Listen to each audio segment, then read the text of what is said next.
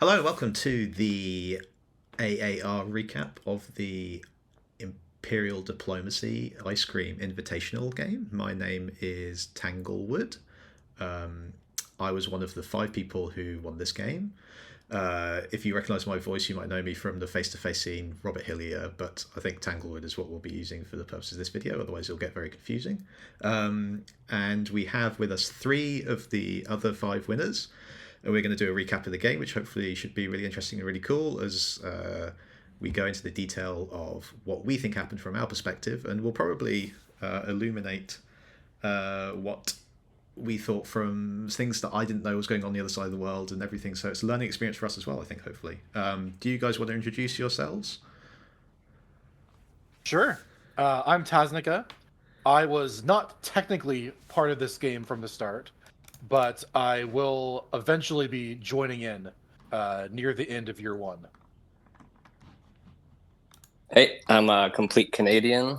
I was here from the start, and yeah. Yeah, and I'm Meepstir, also here from the start. Yeah. Awesome. So the Ice Cream Invitational was a game set up by Ice Cream, unsurprisingly, on the Imperial Diplomacy server. My understanding was that basically Ice Cream played in Alpha 2H, which was a game that I was in, and I think Canadian, were you in that game as well? Is that how Ice Cream played with you? Yeah, I was in there. I was in Inuit in that game. All 3 of us were in 18. Yeah, we were allies in there, Tangle. Yes, we were.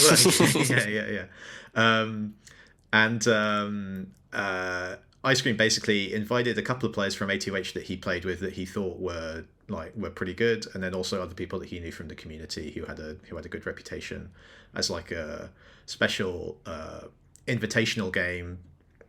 I think up until that point, I'm not sure if it's true anymore, but up until that point, there hadn't been a lot of games of Imperial Diplomacy where everybody kind of knew what they were doing.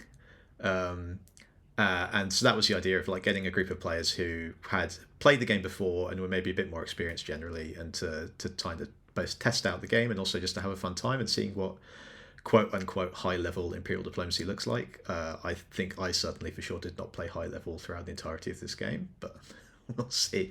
And yeah, so that was the genesis of it really.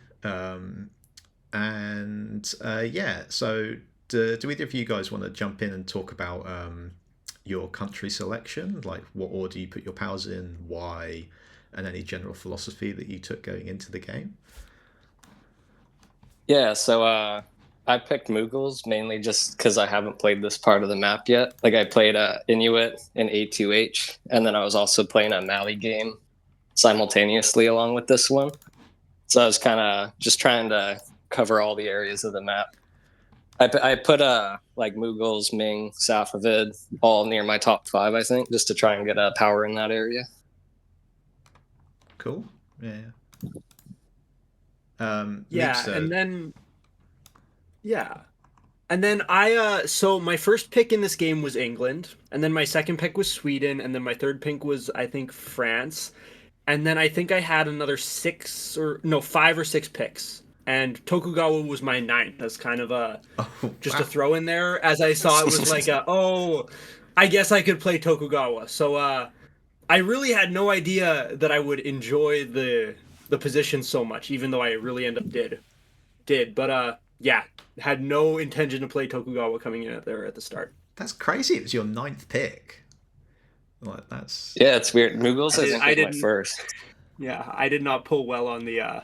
I think I picked a lot of countries that a lot of other people wanted to pick, so because I didn't do well, I guess, on the ordering, I just got a very unlucky start. Yeah, fair enough, cool. Which is funny because from what I understand, a lot of people in the Imperial Diplomacy server really like playing Tokugawa and think it's a really good starting position. But I mean, it seems fun. Yeah, it's super popular, especially on this map, which was the same map used for A2 and B1. Yes, we should say that actually. This is the same map that was used for A2 and B1. It's not the current map that a lot of the games are playing on, and I suspect by the time this video is released, there will be a new version of the map again. So Yeah, I do believe it's the most played map though, and also the one used on most of the AAR videos that have already been released. yes, So anyone who's yeah. watched some of those will be very familiar with this particular map. Yeah, that's true. Yeah. Yeah. Me personally, I couldn't remember whether I had England or France as my first pick, but I guess if Meepstir had England as his first pick and I got it, that must have been that I had England as my first pick. So I won the coin flip, I guess. And my rationale was pretty straightforward. I played one game of Imperial Diplomacy before where I was Qing, and felt that I got boxed in very quickly and found it difficult to have any leverage over players that were important to my strategic position, but didn't seem to be willing to help me out necessarily. So I thought, well, I'll just play colonial this time, and then that way everyone has to talk to me. So I picked. I had England, France, and Portugal as my top three, and then I think after that I just said I don't care what I play. I didn't want to play Spain because in that A2 in A2H and A2A, the two experienced A2 games, which are on the same map, Spain won both of those. So I was like, well, I don't want to play Spain because they've already done it, and I didn't want to play Netherlands because I think the Netherlands position really sucks. I think it's been changed and fixed in some of the more recent versions of Imperial Diplomacy, but I think on this map at least, I don't think it's very good. So yeah, England or France, and I guess I won the coin flip and got England. Canadian, what was your strategy with like early press and like thinking about how you wanted to play the Mughal? Did you come in with a plan, or were you just kind of thinking, see how it goes? I pretty much just winged this because I was pretty busy like a couple days before, and I think we only got the countries we were playing like a couple days before or something. So like when I woke up, I was kind of doing my strategy. But I think I gave it a quick look over the day before, and I was just pretty much going to try and get everyone around me to fight each other. Like I wanted you to fight with Portugal. I wanted Ayutthaya to fight with Ming. I wanted Safavid to fight with Russia. And then I would just be like the guy who comes in and picks which side I want in each conflict. That was kind of the main idea. It's a pretty good plan in pretty much any form of diplomacy, really. Just get all your allies to fight each other. Yep. Yeah. I think it worked really well, actually. I think a lot of the time, we'll see as we go through the game, certainly me, I was basically trying to message everybody in Asia being like, how come no one's fighting Mughal? I was trying to put out a lot of fires all game. Yeah. Meepstir, did you have any like inbuilt plans or assumptions like going in as how you wanted to play? Or? Going in, I think the only thing that I was thinking about is in A2 I played Mughals myself, and the thing I really struggled with was after I had a very successful opening of the game, I got very locked down because I wasn't in enough theaters. And because of that, my kind of coming into it, I wanted to get a lot of outposts established early in a lot of different places so that I could build them over the course of the game and not be left in a situation where I'm lagging behind and not able to catch up when it matters and being a 6th or 7th place. So I came in there with that. And then as the players came out, that really solidified that strategy. Cool. Yeah. As England, the way that I like to think of I play diplomacy is more relationship based than looking at the strategy on the board. And the only real philosophy that I had going in was that I thought it would be advantageous if basically I wanted to be the only colonial that was doing well, if possible. Because it's easier for a colonial power to coordinate with different regional powers across the map. And if the other colonials are doing poorly, then it means that if you get out to a good, strong position, for example, if you're England, it's easier for Spain and France to get together to fight you. But if Spain and France aren't in a position to fight you, it's a lot harder for Mughal and Russia and Mali and Mapuche and the Inuits all to like agree together to fight you. So basically, and it wasn't necessarily something that I was thinking about a lot during the game, but that going in, that was my plan. Was I wanted all the other colonials to do badly, and I think that would be to my advantage. So that's kind of what I was thinking. Do we want to talk about early press before we see the moves, or do we want to see the moves and then put the press into context that way around? Well, I wasn't doing any press yet. That's true. Yeah. I guess I can say a bit of my press, what I was doing. So, like right away, I was talking with Ice Cream about like coalitioning Ming and Russia. Like I think it was one of the first things we talked about was just like, hey, what he asked me like if there's anything going on against Ming, and I was like, all right, let's start something. We should. So we got Ayutthaya. We should say that Russia was played by Captain Meme and Ezio from Diplo Strats, so they're obviously the most well-known players on this board, and they split Russia. So Captain Meme was doing the...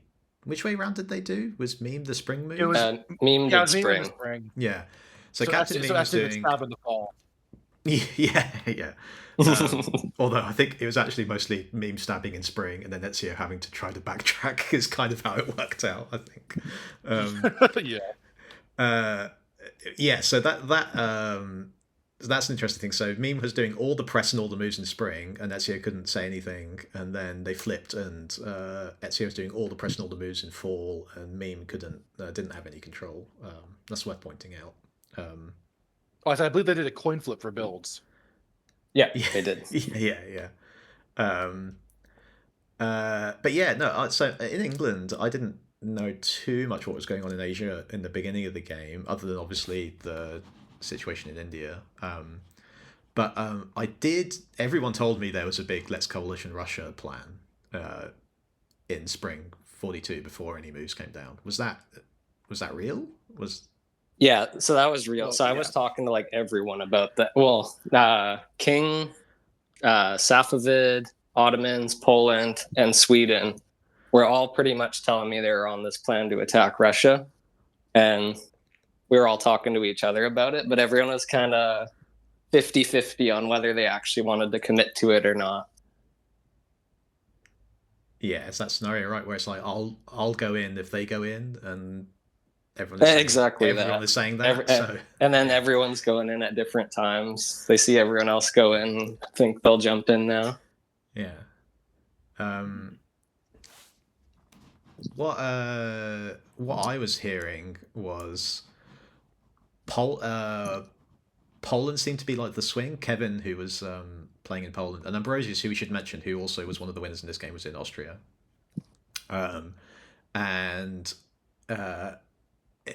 Everything seemed to hinge, at least what I was hearing, on whether Poland was going to commit to attacking Russia or not. So he was very 50-50 at the beginning. I don't think he was buying it that everyone else was going to jump in. I think he was a little suspicious that like Russia and Sweden were going to jump him or something. Yeah. Safavid seemed pretty committed to go against Russia. King was like 50-50 because he was also going against Ming, but he was telling me that he had enough troops to attack both Russia and Ming at the same time. So that's kind of where I was aiming for with year one, was I was going to work with Safavid and go north to hit Russia. I was going to work with Ayutthaya and go east to hit Ming. And then I was going to try and get England and Portugal to fight each other and let me into Hyderabad. But I didn't really think that was going to happen year one, just because it gives me too good of a position against you guys if you let me in. Yeah. So my starting Poland point... and Ching are both... Oh, no. Yeah, Meepstir, you go, sorry. Or Tasnica. Yeah. Oh, that was... I was just saying, Poland and Ching are both really important for a coalition against Russia. The fronts don't look super long, but they have access to a lot of Russia's actual supply centers. So if Russia doesn't have to worry about those particular powers, it's a lot easier for them to defend against just Sweden and Safavid, say. Yeah. One thing I'll add on to that, actually, is that, and it's partly to do with the map projection, right, is that Russia looks so big. It's because all these provinces are like so big on the map. But if you actually it's definitely helped out. Yeah, if you analyze it in like a nodal way, where like if you equalize the size of all of these provinces, like Europe and Russia, it's actually not that far for like like King is not that far from Poland, like in terms of how many moves it takes to get there. Especially if you're looking at like Yeah, true. Kiev getting to Nantes or Paris or something, like it's probably a similar number of moves. It's like Yeah, the about map, like 4.5 years, I think. yeah, the map is can be quite misleading in thinking that like, oh, like Russia's so big and all these other countries here, like they're so far away from each other. It's like they're not really that far away from each other. Yeah. Meepster, what were you talking about before the moves Yeah. came down this spring? 42, sorry. Yeah, so I think a lot of it, and probably related to that Russia coalition, is I very strongly came out immediately to both ice cream and flare that I wanted a East Asian triple. Um, I was, like I said, I wanted to get all those nodes set up in other theaters that I could just kind of grow whenever one was available, and then switch to another, chill out, let people forget that I'm a threat. So I immediately propose this three-way triple. I say to Ice Cream that I value you more than Ming, but I'm fine if it's just an us two. But like, yeah, I don't want to have anything to do with Asia. I want you to focus on Russia. I want you to focus on Ming. I want you to do things on land, and I want to be able to just go into the North Pacific Ocean, attack Inuit, hopefully get to California, contest Spain if possible. And I'm really in this turn not trying to commit to anything. I just want to keep my options open, not get into any wars, take neutrals for the first 2 years, and then start making actual moves. So it isn't very interesting on my end for this little bit. Yeah, you kind of that kind of ended up being your game plan for the whole game, though. Really, right? Is that Yeah, it really did. The game plan, if I'm talking about it like from more from another perspective, is the idea initially, very broad strokes, was take neutrals, take Alaska, take California, and then attack the Pacific. And I never really got to the Pacific part of that as much as I would have liked to, because as you'll see later in this, attacking California did not go well. But yeah, I just kind of walked around the Pacific for most of this game. yeah? And hey, it works pretty well, I think. My initial press. I'll talk about what was going on with the colonials first, and then I'll come back to India because that's also interesting, as Canadian mentioned. So France was being played by Seamamba, and Spain was being played by Cass, and Portugal was Quicksand. Portugal was a player who swapped out after a couple of years. I can't remember who it was originally. It was Original player was Quicksand, Quicksand. Quicksand, and yes, then it was Quicksand was by Grift. Portugal. Yeah. Essentially, every single player on the board, well, maybe not every single, but like I think I'm not exaggerating when I'm saying 7 or 8 players came to me like in the start of the spring negotiations and said, "Do not trust Bamba. You have to bounce English Channel." Like unsolicited advice, and I basically went to Mamba and said, "Hey, everybody thinks that you're going to stab me." And he was like, "Oh no, I would never do that. Like, I've got this reputation, and I'm trying to get rid of it as like a player who stabs all the time. I want to work with you." And I said, "Well, why don't we just bounce an English Channel anyway, and then we just tell people that you're trying to stab me anyway." And he said, "Yeah, fine, that works for me." So we set up. I went around telling everybody, Mamba wants a DMZ in the English Channel, but I'm going to go there anyway because I think he's going to try and get in there. And that was the plan, essentially. With Cass in Spain, there were some interesting negotiations where I proposed straight away that we swap Belize, which is kind of here on its own, for St. Augustine, which is more connected to England's interests in North America, and Belize more connected to Spain's interests in Central and South America. And Cass said, "Yeah, sure, that sounds good. Let's do that." And also said, "Hey, like, let's pile in on France. I can get the Netherlands in. Ambrosius in Austria is going anti-France as well." To which I basically said, sure, like let's see what happens in fall. Like I'm wary of France, but I'm not going to commit all out here. But I am going to the channel, expecting them to try and sneak in there. This deal around Belize and St. Augustine becomes very important later, even though it seems relatively small. In North Africa, I think, and this is a key theme for the whole game, I think, actually. Ute and Athabasca and Inuit never really managed to coordinate at all, really, throughout the entire game. And I kind of picked up on that pretty early, which turned out great for me and for France expanding in North America, sorry. But yeah, that was it, basically. In Africa, my early press was very simple. It was, I'm in Cormantine, I don't expect to keep it, I'm going to work with whoever helps me keep it as long as possible, and I'm completely agnostic on who that is.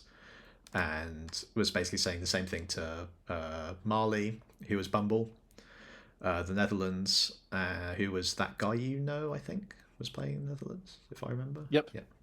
And Mali, sorry, not Mali, this is Congo. Adjuran, isn't it? No, Congo, Congo, that's Congo. Congo. Adjuran's here, yeah, Congo, who was Shebs.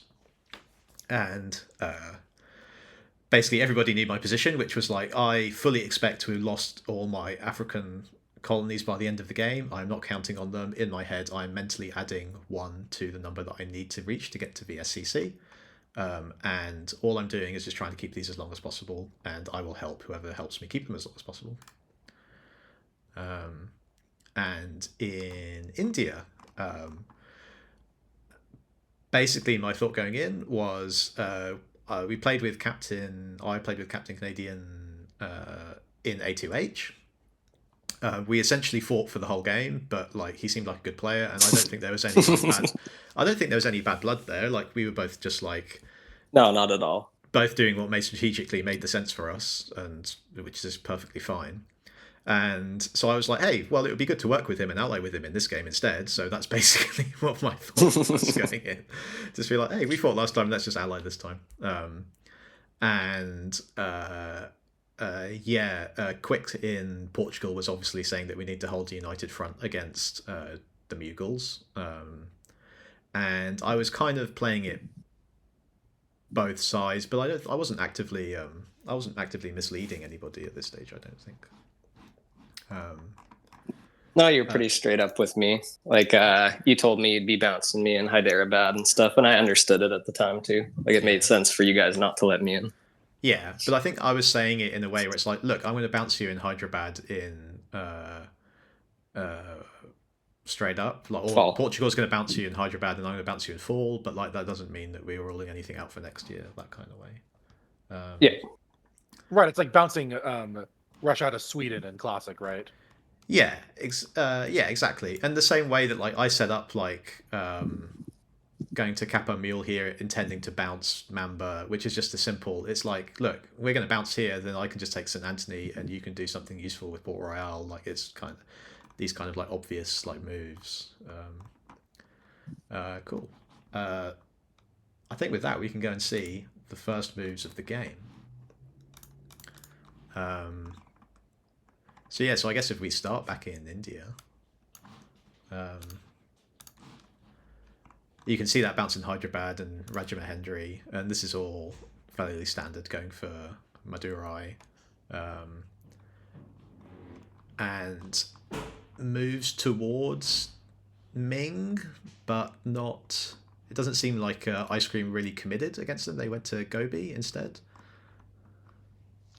Yeah, so Ice Cream was weird at this part of the game because he was telling me he was going to go for both, and then he kept making moves that was like just odd to me.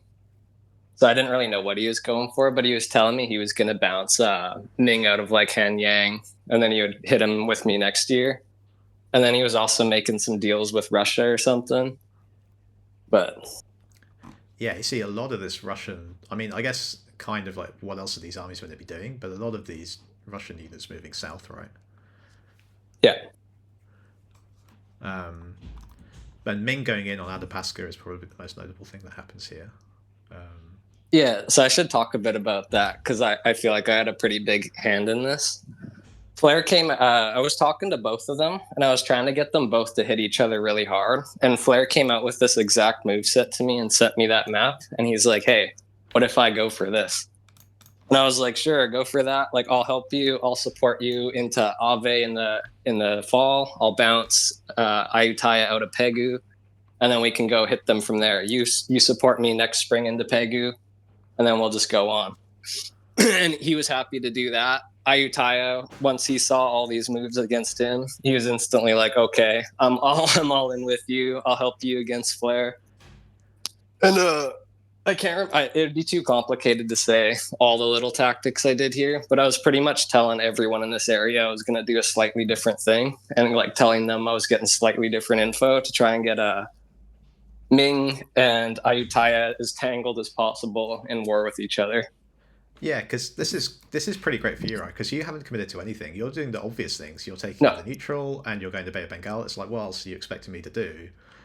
Exactly. I told them both I was doing this move too, and then I was telling Ming I was going to support him into Ave, and then I was telling Ayutthaya I was going to support Ave into Kunming.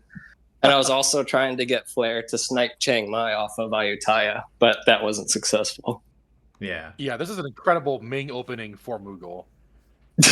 Yeah, I was pretty happy when I saw it.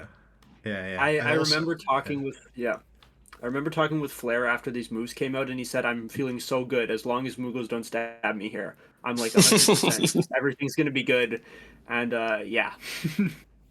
I feel like that happened a lot of times this game. And then we were talking about the Russia coalition. So Ice Cream here, like that bounce in Buryatia or Buryatia, like that's almost certainly arranged, I would guess. And not really committing here in the east, but in the west, Sweden goes in again. Poland, Ottoman is heading there. Safavid is heading there. Poland doesn't fully go. I wouldn't be surprised if Smolensk, if this bounce is agreed as well, because Kiev doesn't fully commit as well, or there's no support. Well, like we were saying earlier, I think Russia recognized the importance of Poland and Qing and made some arranged bounces. Of course. And so all of a sudden this whole coalition is kind of deflated. Like a lot of people are moving toward Russia, but it's not a killing blow sort of attack. They were very good with that this game. Yeah, there's a lot of times where you look at the Russian position and you're like, this sucks, and then they kind of like wriggle out of it somehow. And they don't really make a lot of progress towards winning at any point, but they definitely frustrate and stick around a lot longer than I think they would have done if they didn't have such good press during the game. 100%. It's also worth noting that I think Captain Meme wasn't even here for the first like day and a half or something. So while everyone's sitting here talking about this coalition, he can't even like defend himself or talk to anyone. Like he's pretty much just an open target for the first day and a half. Do you think people like the whole coalition Russia thing happened literally because it was Meme and Ezio that were playing them, and if it was different players, it wouldn't have happened? From my end, no. I just thought it made sense. So like Droids was Safavid was giving me really good vibes on his press, so I was just trusting him that he was going to stick with me for a while. Plus, it's pretty hard for me and him to attack each other, so I was just thinking I was going to go for Russia, and I was happy with everyone else going for Russia too. Yeah. Well, if Russia wasn't very active in the first day or so of press, it makes sense that kind of a default anti-Russia plan would develop, and then they kind of have to diffuse it afterward. Yep, 100%. Yeah, for sure.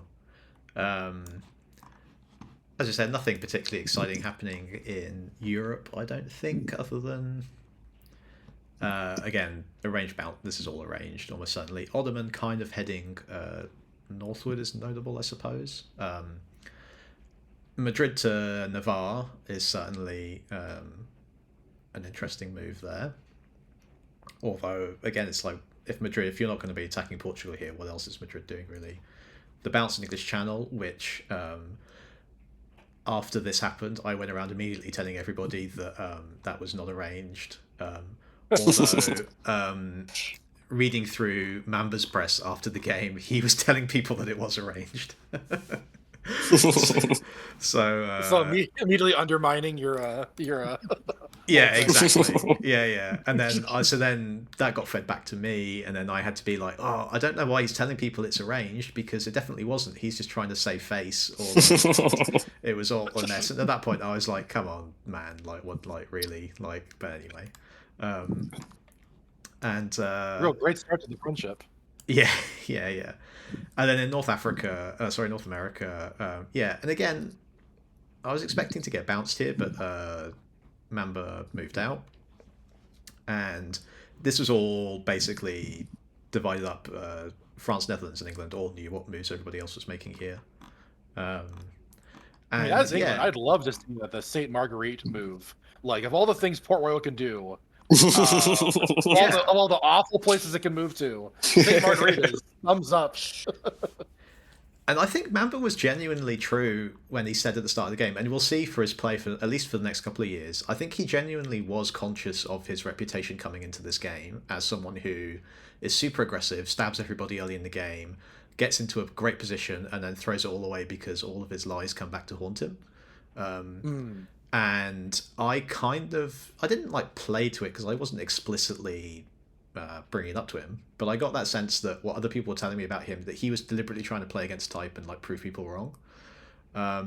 So that definitely helped me decide that France is someone that I'm probably going to be able to work with easier here than Spain. Which is great to have as England. Yeah, of course. Yeah. And yeah, in the Caribbean again, it's all fairly straightforward. Belize goes out to get Jamaica. Bahamas goes to Bahamas Channel. I think Cass said when I raised the Belize to St. Augustine swap, she said, "Great, let's do it in 1642, the first year." And I was like, "Well, we could, but that's just going to slow down tempo. We should grab the neutrals first, and then we should do the swap in year 2. That makes much more sense." And then she was like, "Oh, okay, fine, I guess. Like, if you want to do it that way," which is why we didn't immediately go for the swap now. But you will see, it's actually not from the moves. It's from in the press. Cass essentially backs out of that deal, which kind of alters the state of play in the Caribbean quite a lot, and really sets the motion for my game, at least for the first like 4 years or so. And yeah, North America. Was there a reason given why she backed out of the deal after spring moves? There wasn't a specific reason necessarily that I remember. I can go into the press and have a look and see. And it wasn't like one of those things where Cass came out and said straight away, "Oh no, I'm changing my mind. I don't want to do it." It was that thing where you get the sense that kind of gradually easing out. Correct. Yeah. Like, well, like, what if like what if I don't give you St. Augustine straight away, and all this kind of stuff, and like kind of kind of just walking it back one piece at a time. Yeah, slowly, exactly. Yeah. Which then I brought up to some other players, and they said, "Yep, that sounds like Cass." Someone which I don't know. This is the only game I've ever played with her, but like that's what other people told me. Again, Africa, people grabbing neutrals. At this stage in Africa, the Dutch going to Arger, me going to Guyman. There was some talk over Mali and the Dutch were both trying to get me to work against each other. Bumble here tried very hard to like win me over as a friend in Africa, and you'll see how that develops throughout the game. It kind of largely worked, but you don't see it immediately here. But eventually, Portugal and Mali basically made a deal to not fight in Africa, which I think actually fed back into how I treated Portugal in India. But yeah, and then fairly standard. It's spring. I keep on wanting to say 1901. It's spring in year 1. People are trying to grab neutrals. It's not the most exciting. Meepstir, was there anything in particular about the first year that like stood out for you? No, there was nothing particularly interesting about this turn. Everything I think I saw this turn was exactly the move that I was told by everyone else I was gonna see, and yeah, then I had no surprises. Um, and Ice Cream hasn't gone in on Ming yet, so like you said, Canadian, he's still dragging his feet, and to me, he's telling us we're still in a 3-man. So yeah, nothing So super interesting over here. is there a deal for Ming to get Han Yang here? Is that what Yeah, everyone's? it was a divided 3 Korea. That was the impression that I was getting and that Ming was getting. Ming was yeah. So when Ming is doing this, when they're going all in on Ayutthaya here, they're under the impression that their north, their east, and their west are completely secure, and that they can just come in. I believe it was Squashy in charge of Ayutthaya at this time, just completely take over the centers there, build a base from there, and then continue south. I think was their plan at the time, kind of take over Indonesia. Um, but obviously that did not end up happening. But yeah, other than that, I get a little bit suspicious of Ice Cream because that Buryatia move is obviously arranged. Um, he had told me that he was going hard Russia this turn. This isn't super hard Russia. It's anti-Russia, but it's definitely not Yeah, full death war. that's soft serve Yeah. Ice Cream for sure. Yeah, exactly. Oh, no. Yeah, That'll I. Yeah, and then over in Western North America, I think I have the most insight on this part because this again, I'm like trying to get in on Alaska as soon as possible. I'm talking with Salt, and I'm talking with not really Renzo because the Inuit player Renzo was really not there for a lot of press. So it was just kind of me, Salt and Athabasca, and Ute deciding how we were going to carve up uh, Alaska and just trying to muscle each other out. And then aside from that, I'm trying to convince Cass in Spain to give me Hawaii because, and this comes back to bite me a little bit later in the game, but my thought on Spain at this point was that I did not want to go into a death war with Cass. I'd heard she hates people stabbing her. I hear she never forgives you, and that it's just an awful idea to try and take Hawaii off of her and then say, let's be friends again. So basically, in our press, I'm just like writing out essays, telling her why me and Hawaii is a really good idea, how I can be helpful, um, because I just need that dot. I don't think a successful Tokugawa, like I don't think a winning Tokugawa ever doesn't have Hawaii. It's just too close to Ito. So I'm trying to take that from her so that I don't have to be the one to initiate a war diplomatically. But yeah, that's pretty much all that's going on in my head at this time. Yeah, makes sense. I don't know if we knew in this early in the game that you and Spain were like BFFs for life. Yeah, at this point, I think that emerged later. Yeah, me and Ute in Spain. Yeah, it was still a very interesting situation. I was trying to get asked to attack Ute. It wasn't set in stone at this point at all. I don't think. Yeah. Could have been different, but yeah. Yeah, I spent a lot of time trying to get these two to attack each other. I can't remember if I really talked about them in spring necessarily, but like over the next couple of years for sure. And it was essentially Cass saying, "No, I'm never attacking you. It's not happening," and Zargon and you basically saying, "Oh, I'll think about it, maybe," and then not doing it. Is basically that was how the dynamic was, at least in their press with me. But I think realistically, it was never going to happen. Before we change maps, yes. We should take a look at South America for no particular reason. We should. I was going to like parachute you in, like kind of like, and now South America. But we can look at what happened in the spring, even though I guess you don't have. Yeah. Well, so, I guess people will give you the rationale for why they did what they did, right? Yeah. Well, yeah. Well, it's good to know what's going on, to know what the situation is.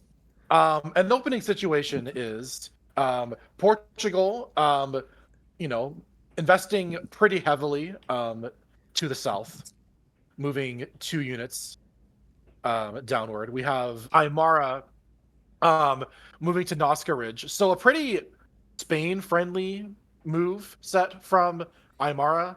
which is not returned by the Spanish. Spain moves about as aggressively as they possibly could with the units they have. And then we have Mapuche making a pretty standard opening. You have a fleet in SPO.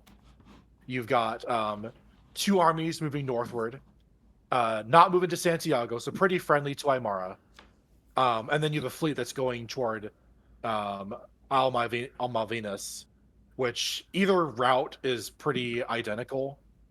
You can either move to Golfo San Jorge or to Mar de Joques, but it ends up being the same just about either way. Yeah. So I mean, this is the very way. standard openings.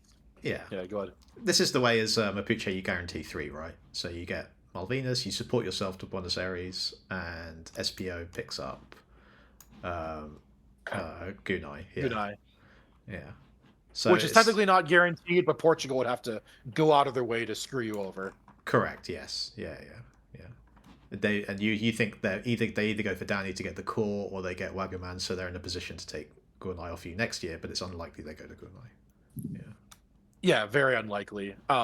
They are sending units southward, but they're not that invested. True. Should look at and then Indonesia, which is an area which I personally had very little insight on throughout the whole game. Fairly Dutch and Portugal heading in opposite directions, and we will see how that develops. Yeah, the biggest takeaway here is once again friendliness between the Dutch and Portugal. Yes, which isn't uncommon, but definitely worth keeping an eye on. Yeah.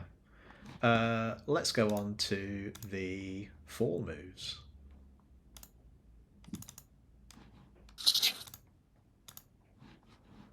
So I guess Tasnica, did you put in the fall moves, or did you arrive after? No, I am not quite in the game yet. Okay, so now we come to the fall 1642 moves.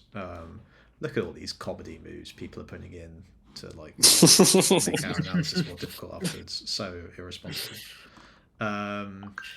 Before allergic to holding. Let's go straight back into South America and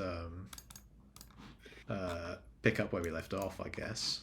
So yeah, we see Portugal try to bounce Mapuche out of Buenos Aires, but as you mentioned earlier, there is a counter to that guarantees it. Not that it looks super promising for Mapuche. They do get the build, but Portugal has grabbed Asuncion and Cainguang, and Aymara has grabbed Cordoba, and basically all the centers are claimed, and Mapuche gets one of them. So it's like, okay, what happens next? Yeah. And Spain, however, has backed off. Yeah, and there's some level of distrust here, right? Because neither Spain nor Netherlands convince Aymara to support either of them in, or indeed to give it to Aymara. And Aymara feels like they have to cover Axura against Spain. So this is just not great coordination between these three powers here. Yeah, they're clearly not trusting each other, which is great for Portugal, because Portugal, at least, is clearly getting along with the Dutch still. Like, they're being completely friendly to each other. Portugal does not try to snipe the Dutch core in Maritstad. Yeah. So we have these colonial alliances where two of them are butting heads and two of them are getting along really well. Yeah. Yeah, I think it's only after you joined Tasnica when I started trying to get involved press-wise in here. I think at this point I'm mostly watching and just seeing what's happening. Yeah, it was fall retreats is when I joined this game. Cool. So shortly after, it was too late to do anything about the moves. Yeah. In North America, you'll see this is where Saragossa C goes to Florida Current with the expectation of taking St. Augustine next year. We haven't talked about Poland too much in the Caribbean, and they become a very major player in the Caribbean as the game goes on. Kevin is a player that I think I had some press interaction with in A2H, not too much, but we got on quite well, and I found him to be kind of like solid tactically and generally trustworthy diplomatically. So I wanted Poland to have a good game in the Caribbean as like kind of like a counterweight against France and Spain. Also knowing that basically any gains Poland would be making in the Caribbean would kind of be with my assistance. So they would become more dependent on me than if France or Spain were doing well in the Caribbean, or the Dutch, indeed. So we'll see how that works. But yeah, they pick up Barbados, and this is all, again, just pretty standard grabbing of neutrals. Yeah, because they only have one core there, so even if they do really yes. well, they can only invest in there yes. so quickly. Exactly. So even if they pick up 2 centres in one turn, all they can do is build 1 unit to defend those centres.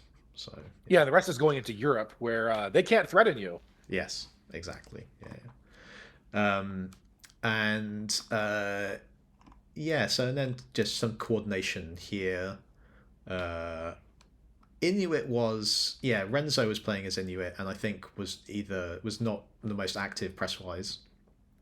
I can't remember if we even really talked about whether he wanted my assistance against France. He probably did, but I kind of probably paid it lip service and rebuffed.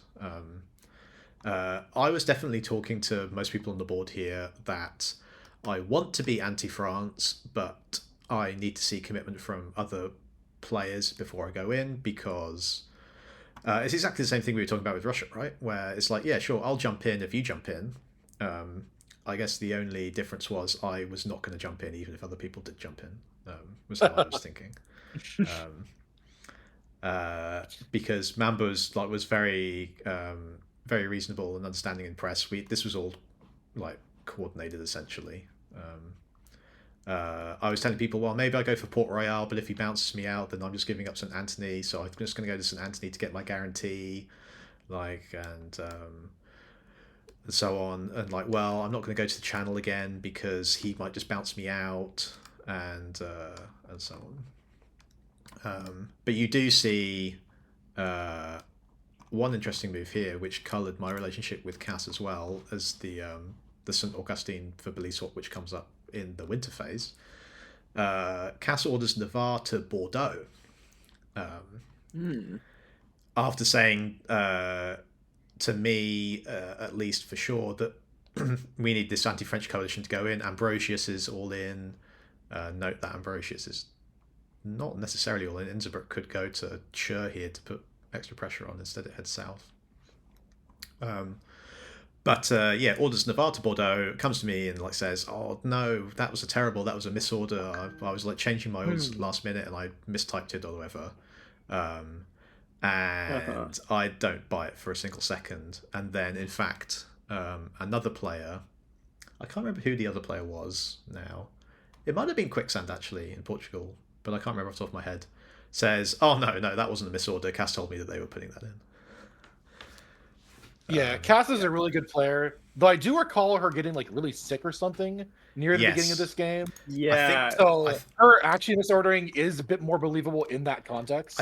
From what I understand, I think it was a year after this. Yeah, from what I understand, that happens later. Although, I mean, you're right. Who knows? It could be. But basically, I was told that this was not a misorder.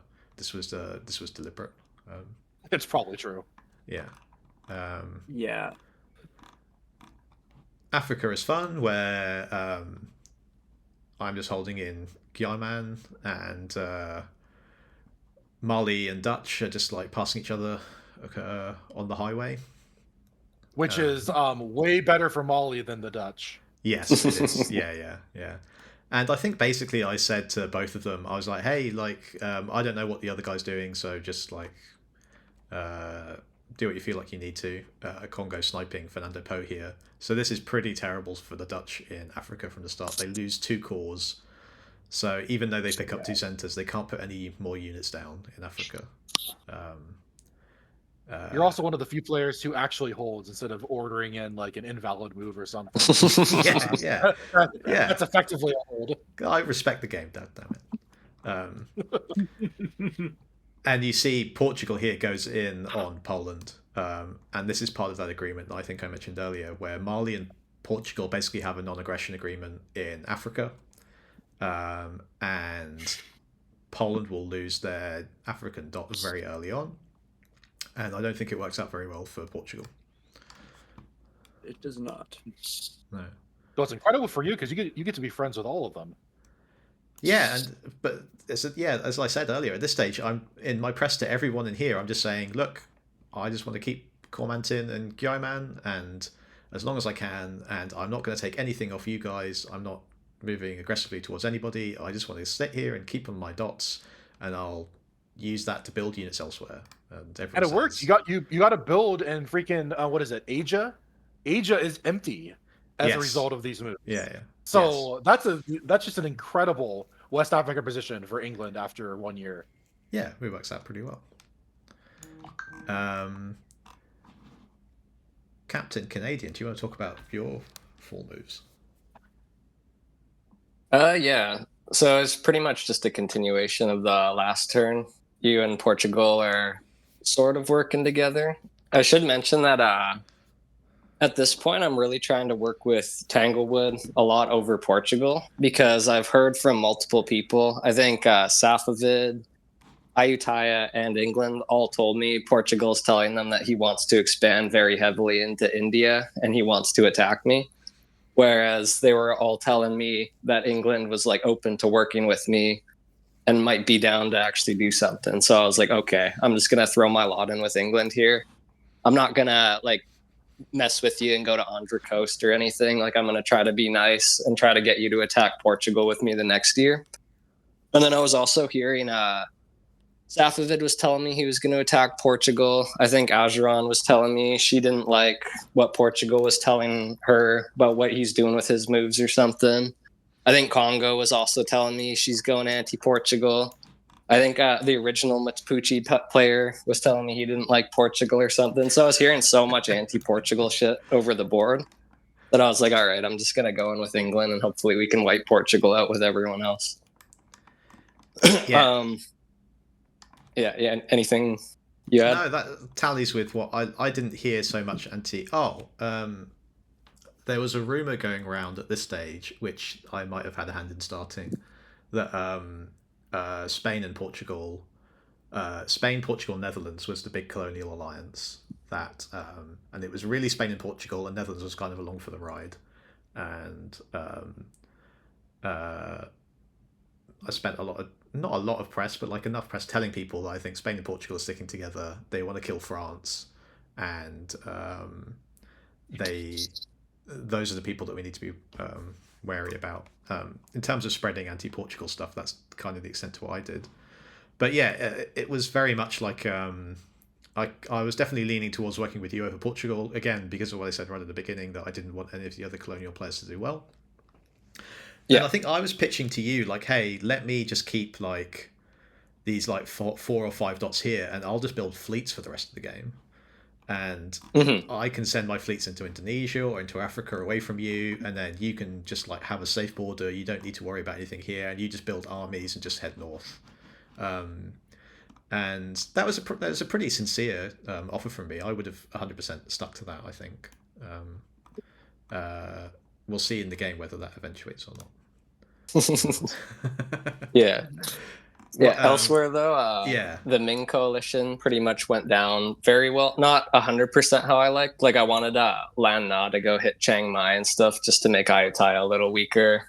But other than that, I think everything went good. Ming only went like +1 or +2 or something very low, but he was in a bad position. So I was happy with that. I didn't bounce Ayutthaya out of Pegu either, so I'm kind of just being a loser sitting here by Bengal holding, but I'm making people happy and trying to use that to benefit the next turn.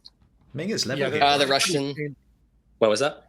Ming is level here, right? Because they get bounced in Hanoi, they get bounced at Hanyang. They support the. They retreat Kunming to Rinpoche. That's true. Yes. Yeah. Yeah, they retreat this way, don't they? Yeah. So he goes +1, I think. But still, +1 Ming is Ming at least. Yeah. Yeah. The Russian coalition didn't go 100% as planned. Safavid did go against him, which I was happy about. King kind of pulled out and made some deals with him. Like you see, he goes to Turfan, he goes to Russia, lets him into Ikari. He gives Russia Evans and stuff. He was supposed to bounce him out of Evans, I think, and some other things. So he kind of did a double deal there. And Yeah. Yeah. Poland obviously didn't really go as hard as Russia as he was Yeah. saying. I And think Sweden, yeah, Sweden. Sweden just Yeah. this is everyone knows this is happening. I'm guessing, just grabs Nava, and there's a bounce here. Yeah. So this didn't go as ideal as I wanted at all. But Ultimate at helps least Russia against all my neighbors are attacking other people, so Yeah. I'm pretty happy with that. Other than you two who are bouncing, but I'm still feeling pretty good Yeah. from the press you're giving me that you might side with me the next year. I mean, if you just look at the general direction of travel, right? You have like you're here, and you've got units are heading this way, units are heading this way, units heading this way. Yeah. Nothing is heading this way. Yeah. 100%. I'm very pretty happy after this turn. Yeah. Meepstir, despite being at like the bottom of the leaderboards, but I think I'm in like 24th place or something after this. I think in Imperial Diplomacy, don't even bother looking at the leaderboard until like 16th. Yeah. Yeah, then over on my section of the world, so honestly, this turn I wasn't as stressed as I probably should have been. So you obviously, Ching is telling me that they couldn't go in as hard on Russia as they said they were because of needing to. I can't even remember the excuse. I'll talk about it more in winter. But you can see the bounce out of Han Yang. I am liking that a little. It was unexpected, but I enjoyed it because I was pretty much able to get both of them to agree that I got Han Yang next year. One way or the other. The Ming supporting the Netherlands into Okinawa is very mysterious to me. At this point in the game, Flair was very much not really doing a lot of press. He was very busy, and I think he subbed out a turn later or something. Yeah, he did. Right after this. Yeah, and this kind of sets up a pretty big struggle for me over the next few years. Because if he had bounced out Okinawa, I would have maybe supported Flair in, maybe not, and had a much easier game securing that border. And then you can see the really big thing I should have been more concerned about was these Spanish moves. If you can go look at the, because it doesn't show NPO moves on both sides. Oh, yes. Can you go look at the American side of the, or do they move in yet? No, it's next turn. But you can see back Hawaii, right? They do go to Hawaii. I really tried to convince them to let me take Hawaii, but they were not having it. And then you can see back in the Philippines that they go Sulu Sea to Boanga and Cebu to Philippine Sea, which is, at the time, my thought process on this is a Spanish attack on Japan just makes no sense. Like, especially early, they have too much to deal with. They don't know if the Netherlands are on board. They don't know if Ayutthaya is available. They don't know Ute's position. They have so many threats, and attacking me is just such a slog that I really wasn't concerned. I'd been having pretty good press with Cass. We'd been on really friendly terms. We're having a few jokes back and forth. Obviously, Hawaii is a soft spot or a hard spot that I continue to talk about. But for the most part, I'm feeling pretty confident in this, even if these moves are confusing, to say the least. But for the most part, this is exactly what I expected to happen when I saw that first Ming moveset, because they were just too weak and overextended.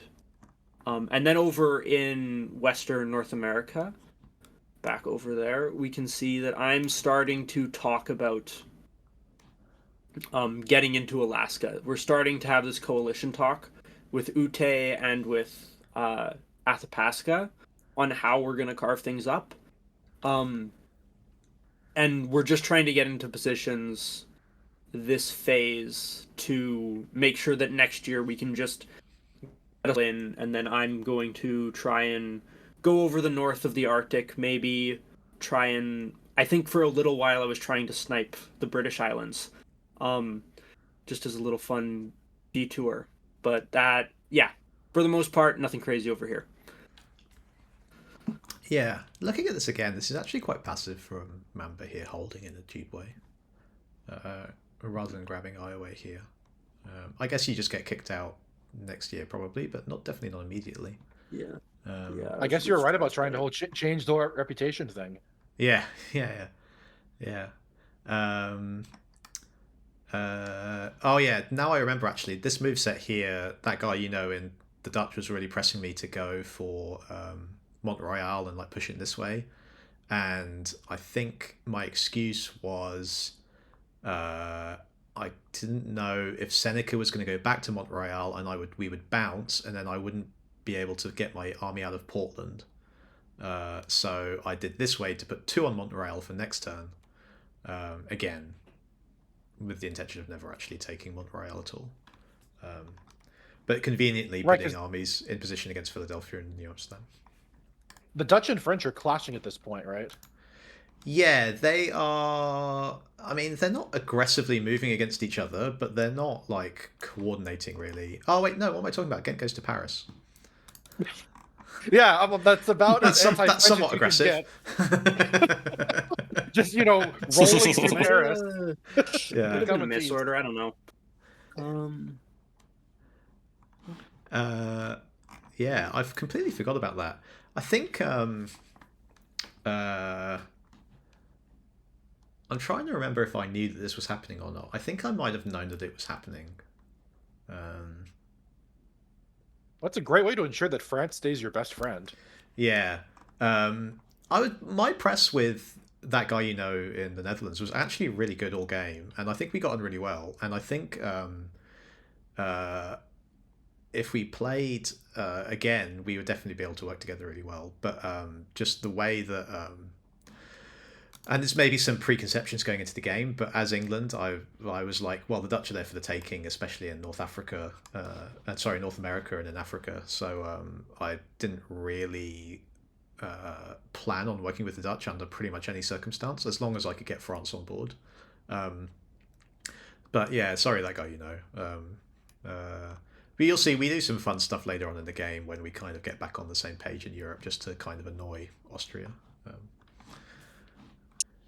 Cool, so now we come to the builds in 1642, after everybody has mostly just grabbed neutrals, but some stuff's been set in motion, right? So we start in Asia, all fleets for Japan. Yes, and as you may notice, over in Qing, as many fleets as they could put out as well. So this fleets. This is an interesting turn for me because up until I think it was 30 minutes before the deadline, Ice Cream had been telling me he was building 2 armies. And he sends me a message right before orders lock, telling me that he'd talked with Russia and that he wasn't able to build 2 armies and not start a death war. So he was building 2 fleets and then had to leave to go do something and couldn't talk and discuss it at all. Gotta go. Yeah, so I did not interpret it as a arranged kind of decision. I was actually quite a little not ticked off. Ticked off is not the right word, but I felt like a little miffed, and especially I think a lot of the part what played into me for the early game was I didn't feel as competent as a lot of the other players. So I'd had some poor experiences in like games that Ice Cream had played where I didn't do as well.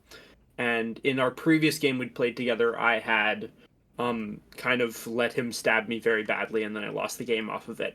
So I felt that he was thinking I wouldn't react as strongly as I needed to.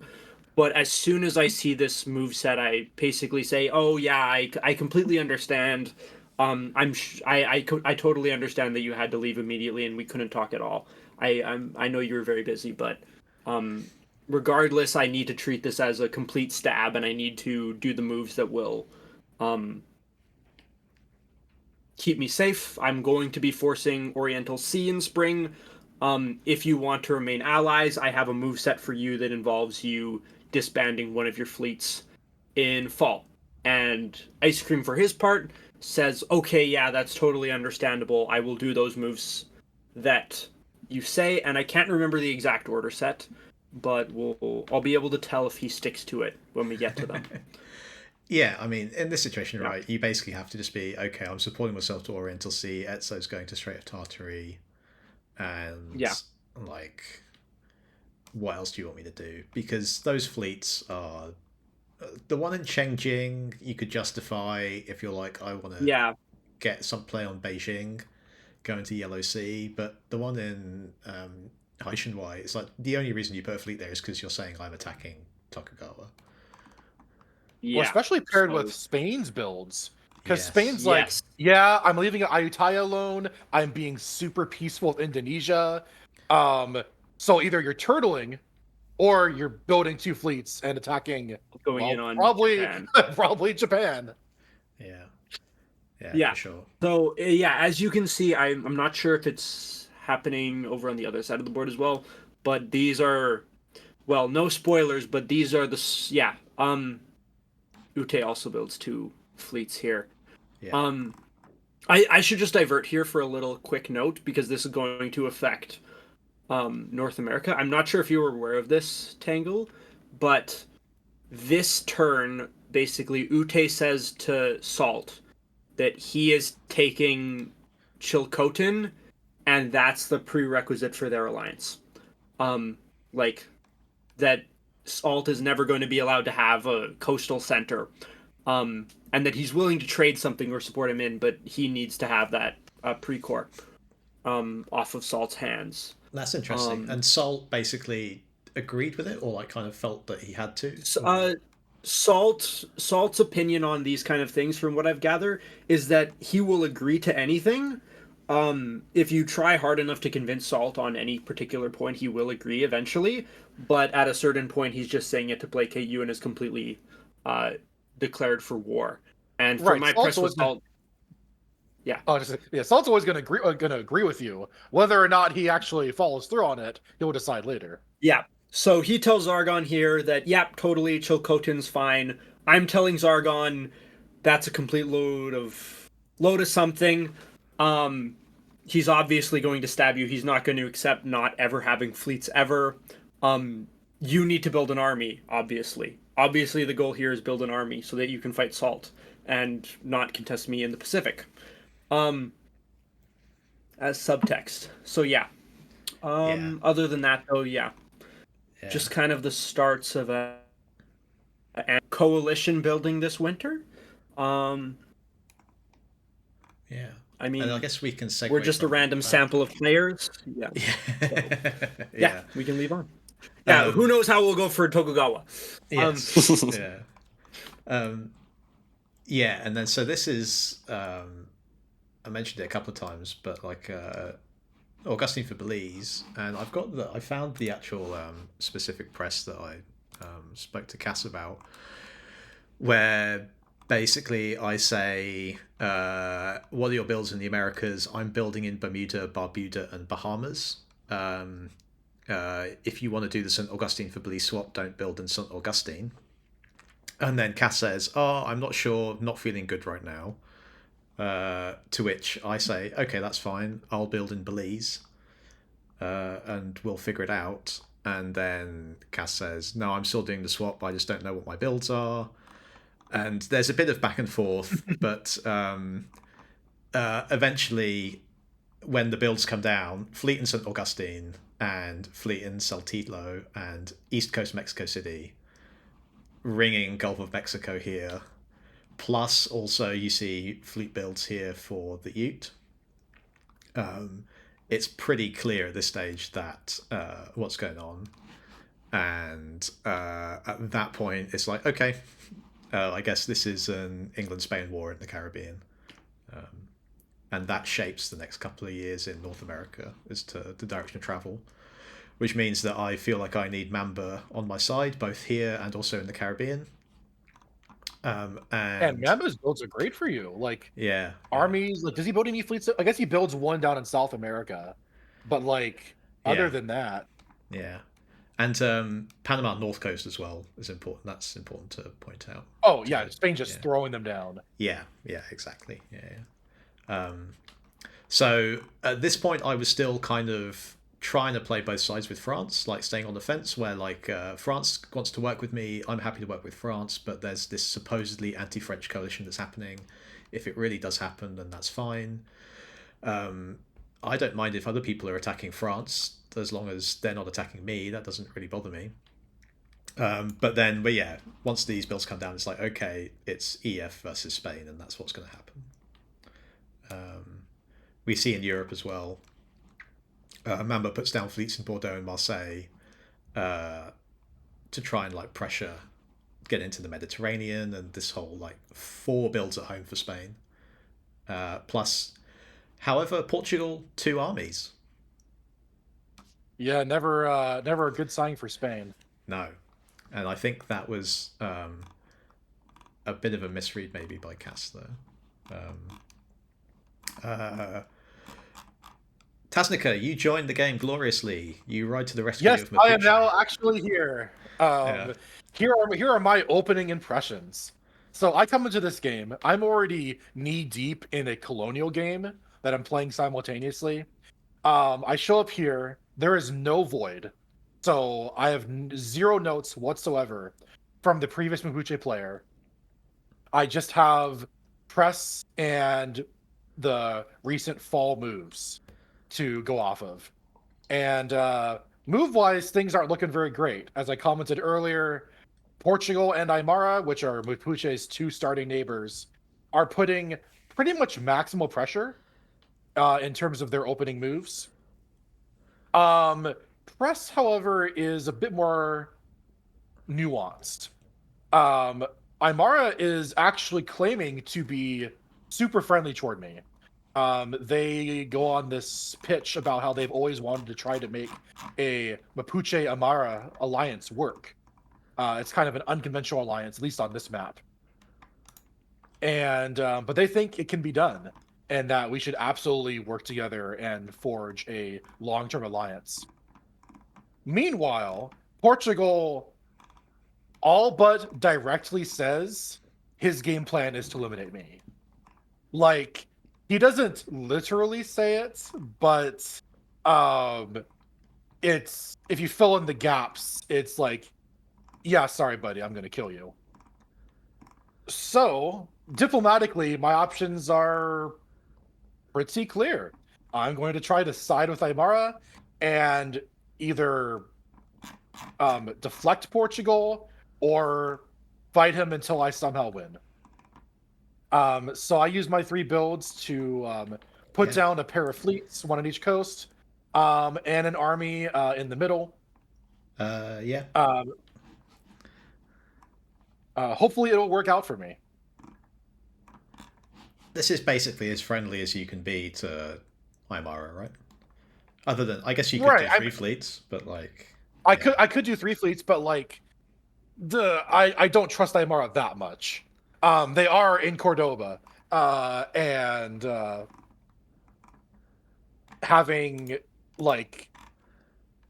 if I don't have an army and Aymara just walks into Santiago, or supports Portugal into Buenos Aires, I am just immediately screwed, and I would prefer not to be. Yeah, I'm trying to find my because I definitely started really hard as soon as I realised that this was happening in the north with Spain. Netherlands seemed to be... Well, Netherlands was definitely working with Portugal, and Portugal and Spain seemed to be working together. This was before, obviously, these builds here. Portugal putting armies down. At some point, and I think it was this year, and I'm just very rapidly scrolling through my press channels. The Portugal-Dutch alliance was something I noticed immediately. Yes, yeah. And especially from the reputation of the Dutch player as a big alliance player, the fact that they seemed to be hard committed to Portugal implied that they were going to continue being committed to Portugal, which is obviously extremely bad for Mapuche. Yeah.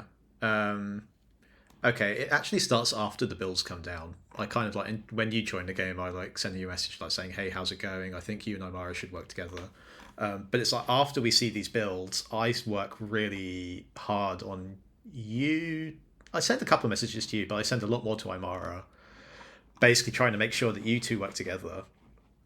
And pitch Aymara on, if you just keep building armies and Mapuche just keeps on building fleets, you can roll up South America. You won't be at too much of a risk of a stab if it's fleets only, and like you can roll over the colonials, and I'll be helping in the Caribbean. And I think that was really crucial in how the game played out for Portugal and Spain over the next couple of years. Yeah. Yeah. Definitely might have been. I recall some early press with Mughal as well. Tokugawa I didn't talk a whole ton with until a few years later, I think. Yeah. Yeah, I remember right when you came in, I was talking to you quite a lot. I think it was about like the Portugal stuff. You were telling me like Portugal's going to attack you or something, and that also fed into me, like with the anti-Portugal sentiment over the board. I was like, okay, Mapuche's doing it. I'm glad to see you do good against him. Hopefully you do good in Indonesia, and we meet up sometime. Yeah, I keyed into the anti-Portugal coalition relatively early on and absolutely encouraged the hell out of it. Because I'm like, okay, there's only one way I'm doing well in this game, and that is if Portugal has a very bad time. Yeah. Keying into that whole anti-Portugal sentiment for me was you can't see it necessarily. Well, I guess an army is certainly a commitment here rather than a fleet, right? Building in Africa. Yeah. But this whole Mali and Portugal are gonna like peace out basically was in no way good for me, and that fed into the anti-Portugal feeling with Mughal here, and also trying to get Aymara to take him on down in South America as well. And I built Fleet Cormontin basically because both Mali and the Netherlands want me to build a fleet, so it's fine, I'll build a fleet. And I think I even explicitly told Bumble in Mali, it's like, hey, and if like I end up losing Yeoman and Cormontin down the road, then the fleet can just sail off somewhere else and it's fine. It doesn't get stuck in Africa doing nothing. So, yeah. And in India, I put down 2 armies, which Quick in Portugal was not very happy about. But my rationale, I told him I was doing it, but my rationale was basically that I wanted to like push. I wanted to set up so that Hyderabad, like there was just no chance of Mughal ever getting in there, and armies were the safest way to do it. Because I was worried you could go to Gondwana land or all these other things. Right, I imagine that Mughal wasn't particularly thrilled about double army build either. No, I actually asked for it. You asked me to build 2 armies, didn't you? Really? Yeah. Oh, really? Yeah. So this was like a long term. My main threat here was I didn't want you guys to work together at all. I was like, if England and Portugal work together, like I'm pretty much fucked in that area, and there's like 8 dots down there that I want. So I was like, if I can get England to stick down 2 armies and just go for Portugal right away, and I hit them on the west coast, then I can just deal with those armies later. Like if I can get one of them killed, I'll have enough power to attack the next one.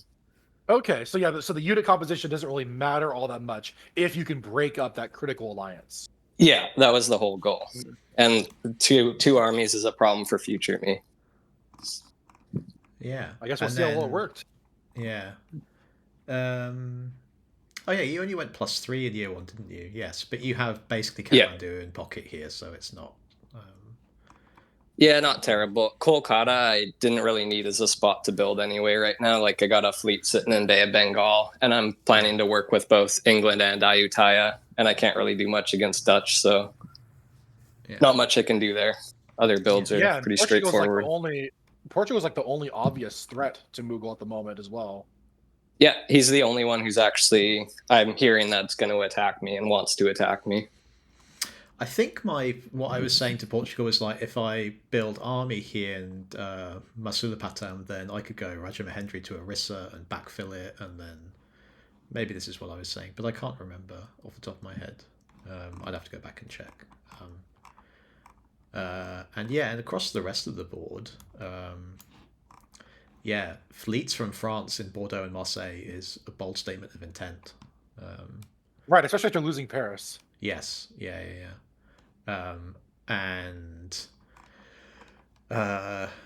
Sweden, which has changed to white Pink, at I the request believe. of their player. Yeah, L wanted a really light L, pink. yes, yeah. So it's like the lightest of light pinks you can get. Yeah. Armies, and again, it's this whole will they, won't they thing that basically carries on through most of the game with Sweden, Russia, and Poland who keep on switching sides as to who's attacking who. Whilst Austria is essentially unpressured. They obviously have to fight Ottomans, who notably don't build in Sarajevo here, and instead put an army in Athens, which Yeah, clearly intending to convoy. I'm convoy. assuming. Yes, yeah. Who, where? I guess Africa.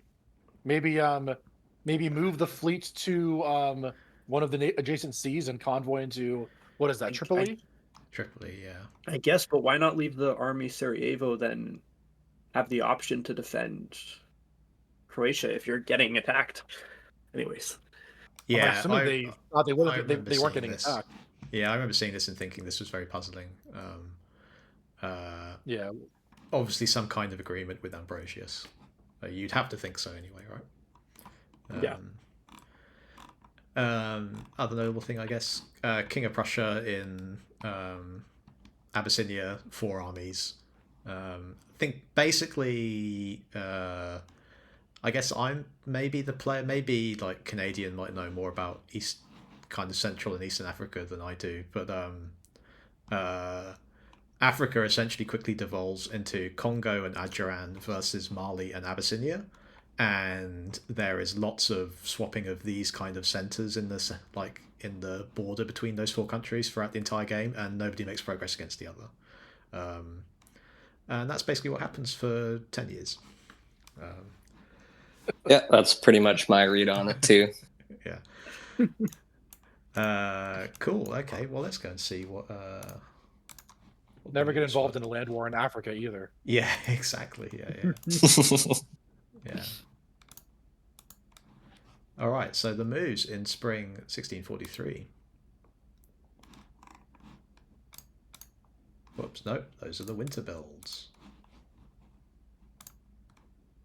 Spring results. Spring moves.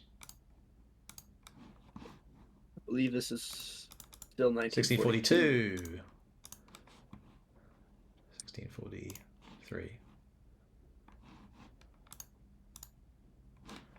All right, so the moves in 1643, spring. Let's go back to Asia. All action with all these fleets running around. Yes, so you can see I have a pretty good turn here. This is actually the agreement that I make with Ice Cream. He's following through here. My idea here is that, so I'm not like bouncing him out of Strait of Tartary or trying to get everything controlled. The idea is that I'm thinking long term, I still do not want to have Ice Cream with a lot of fleets. I guess I can kind of go into my mindset and how it changed. At the start of the game, again, I was trying to create these really quick these border postings in Alaska and California, and trying to spread my tentacles all over the globe initially. And my thought process was, if Ice Cream doesn't have any fleets, he needs a year to build fleets before he even has a chance to contest me at all.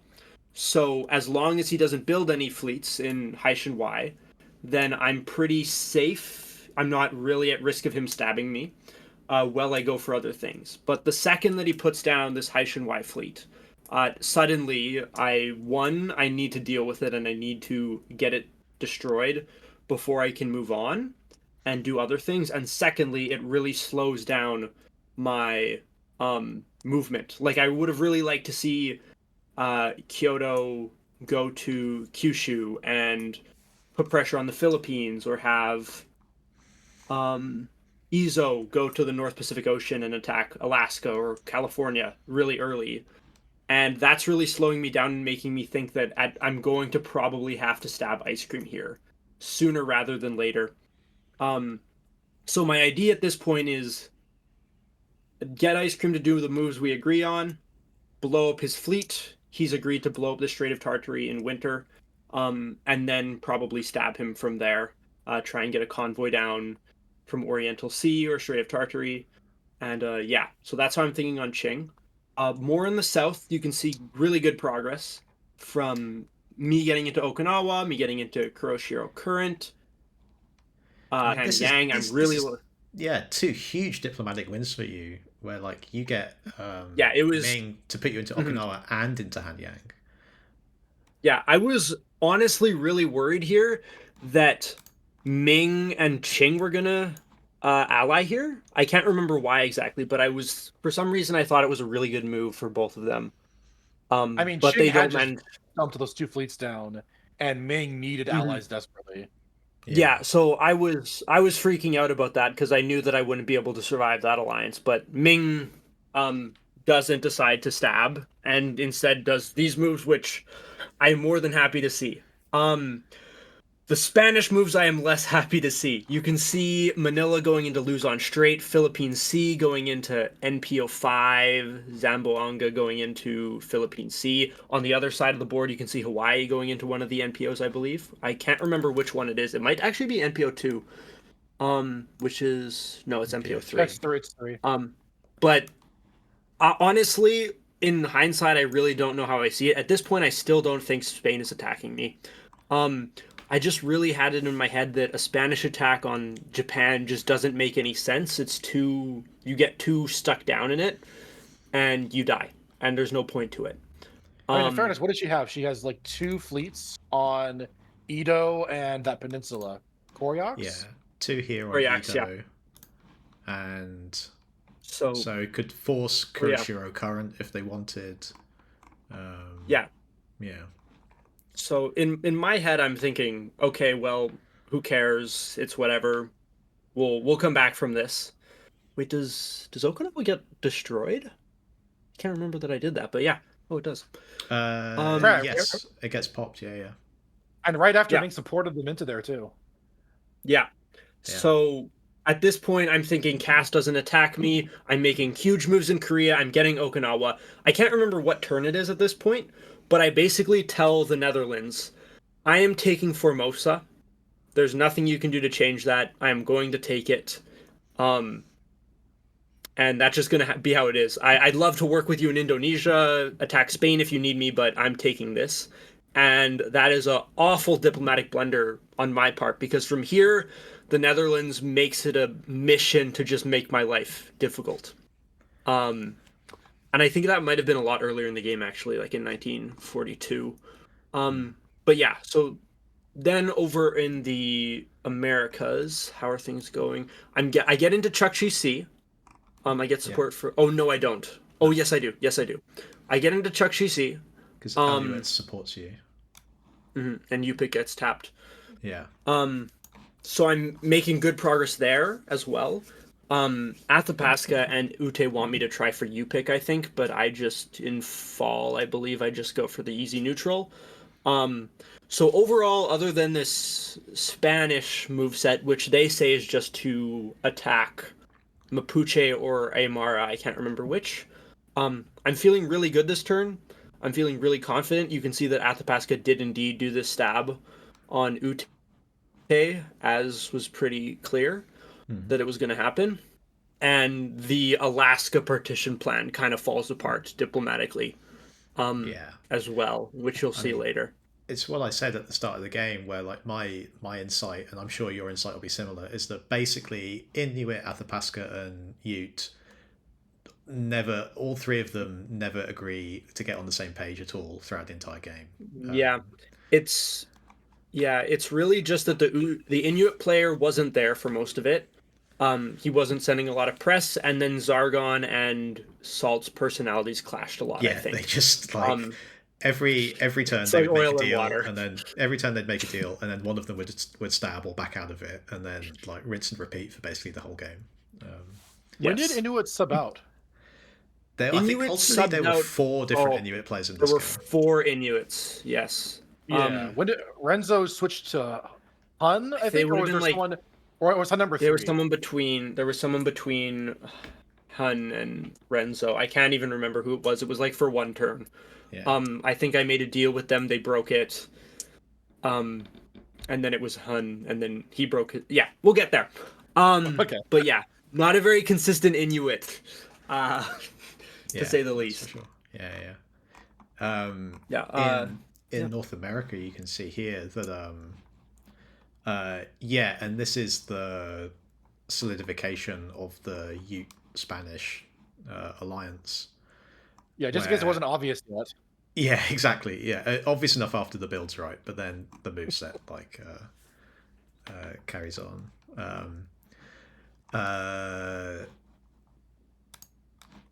Yeah, so the France deal. moves to go Sayut instead of bouncing Iowa. Yeah, I'm pretty sure that was a genuine misorder for whatever reason. I don't know. It seems like Mamba played like he definitely was at times trying to play a little bit both sides. There is something I think that happens next turn down here where there's like some very suspicious moves that I think Mamba probably leaked, but so it could be that that's the deliberate misorder, but I think it's probably more likely to be genuine than not. In North America, he was definitely accepting that like the plan was basically I head this way and I take dots off Spain and Ute, and he heads north and takes dots off Athabasca and Inuit, and that was basically the agreed split. And oh yeah, and then obviously this is setting up to take out the Dutch centres here. I think here we can guarantee New Amsterdam, and actually I think we can guarantee both, right? Because Seneca supports Oneida into Philadelphia, and Con goes to New Amsterdam with support from Delaware Bay, and destroy them on top of that. Correct. Yes. Yeah. One could retreat to Maryland because Maryland is. Well, if you move to Maryland in the fall. Yeah. Yeah. Because you have an army next to it. Yeah, I think we prioritize going to Cherokee though, because if it retreats to Maryland, I can just build something in Norfolk and we can just blow it up in the next year. So it wasn't true, and you'd also blow up the other one too if you dislodge both of them. Yeah, exactly. Only one can go there. Yeah. But of course, conveniently, the way that we need to guarantee making this work is that I have to take both Philadelphia and New Amsterdam. So how unfortunate. Yeah. So yeah, and yeah, France. Pushing up stuff here. Nice little convoy here to Santee to get pressure on St. Augustine, which I can now. I think I do take it. Yeah, because Yucatan Channel can tap Gulf of Mexico.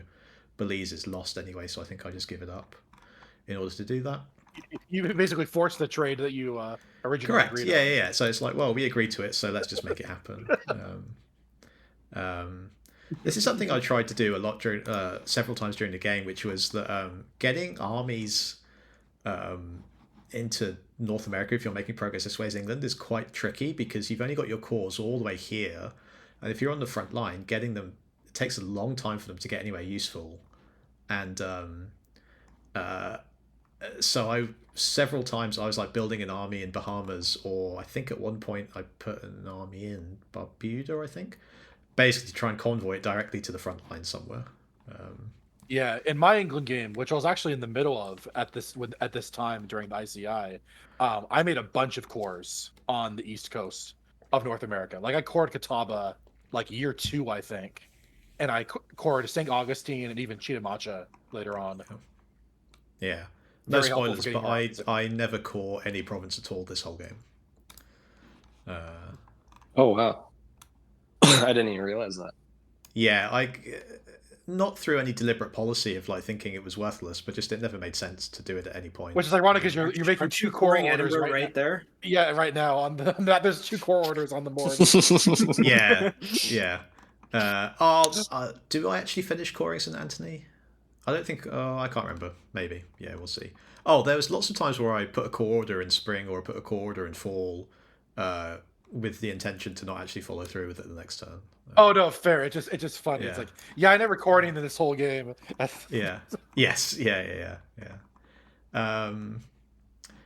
Europe. Yeah. So Europe, obviously.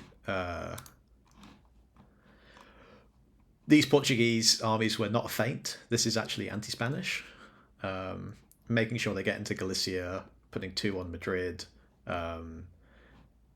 Portugal is assisting France to come round. I think it's hard to say that this was the right move strategically from Portugal, knowing what happens. It's definitely pretty awful for Spain. Yeah, no, but I think both Iberian powers are not looking great as a result of these events. Yeah, for sure. Yeah.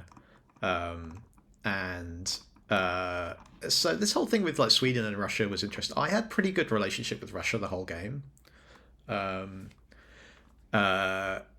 Essentially, Russia at this point was saying like, "What do you want in order to go in on Sweden? Like, we can help you get Bergen." And I was like, "No, it's okay. I don't need to take Bergen." I think they wanted to support it, like, you support me to Norwegian Sea, then I'll support a convoy to Bergen and fall and everything. And I was trying to stay out of it and like non-committal between both Russia and Sweden the whole time. Didn't want to get entangled here at all. I was very happy just sitting in the North Sea and letting them fight it out. I do support Russia in here, but I think you'll see in subsequent turns that there's no follow through basically. However, Poland does head east, whilst at the same time Ottomans are still working with Russia, because if you remember, the Ottomans helped Russia against the Safavids last turn. So and Ottomans here helping Russia hold this SC here, for example. And Ottomans don't convoy; they actually move Athens to Correct. Sarajevo, To Sarajevo, where they did not build. Yes. Yeah. Yeah, this Ottoman moveset is interesting. I guess there's guesses around here with the fleets, right? Because there's so many different permutations, but I only... And maybe they realized Austria was going to stab them after builds. Oh, I'm sure they did, 100%. So they probably, were not originally planning on making any of these. Yeah. But then it also, like, as... I can't remember which one of you said, it's like, well, why not build in Sarajevo, and then if there's no stab, then Sarajevo can do something useful. Mm-hmm. Or is there going to be... If you build in Sarajevo, that's a deterrence to a stab anyway, or... Yeah, well, it didn't work. So Yeah. Yeah. Pretty sure they originally intended on making a convoy and changed their minds hastily at some point, probably after seeing Austria's builds. Yeah. I actually paid a lot of attention to Ottoman in this game, not because they're super highly relevant to Mapuche at all times, but because they were my fellow substitute. There was like a substitute chat called like the bench warmers, where people were hanging out. And, wait, what was Ottoman a substitute? Was that one made public? I'm kind of yes. Yeah. Anyways, but so he was technically a substitute, but it was a pre-game substitute. Basically, country selections happened, and then after choosing countries, but before the game actually started, the player had to leave. And so they show up and the GMs come to the substitute chat. It's like, hey, we need a sub. And Grug, like 2 minutes later, is like, I'm in. And he grabbed the Ottomans. That's how you get to sub into an Imperial diplomacy game, guys. You just got to be terminally online, and as soon as someone posts it, you got to be in there. Yeah, basically. So most of my chats with him were basically like, hey, sub solidarity, wish each other well. And Ottoman had a great start, so they did have a very good start. It all goes terribly wrong pretty quickly, I think. It's like kind of a slow death and then a rapid collapse, I think. This is probably the high point, right? Not good if your high point is spring 1903 or 1643. No, it's not. No. Again, we do see like genuine Polish commitment here, but it's kind of like, and this may be where it'd be good if we had Ambrosius on, because he would have more insight into Kevin's moves as Poland. But this is like, I'm moving east against Russia, but also this is all going to get bounced. Like, this is, if you get into Voronezh, you have play on Moscow, but that will be covered anyway. It's not. It looks kind of staged. Yeah, is it staged or is it just like good defensive tactics from Russia? I mean, we don't know, but cool. And that Yeah, so I don't know if he was telling me the truth or not, but Kevin, I was talking to pretty close this game, and I talked to him very close with him in my previous game, and we are void spectators in like two. Like he spec'd me in my other game, and I spec'd him. So I actually had a very close relationship with Kevin.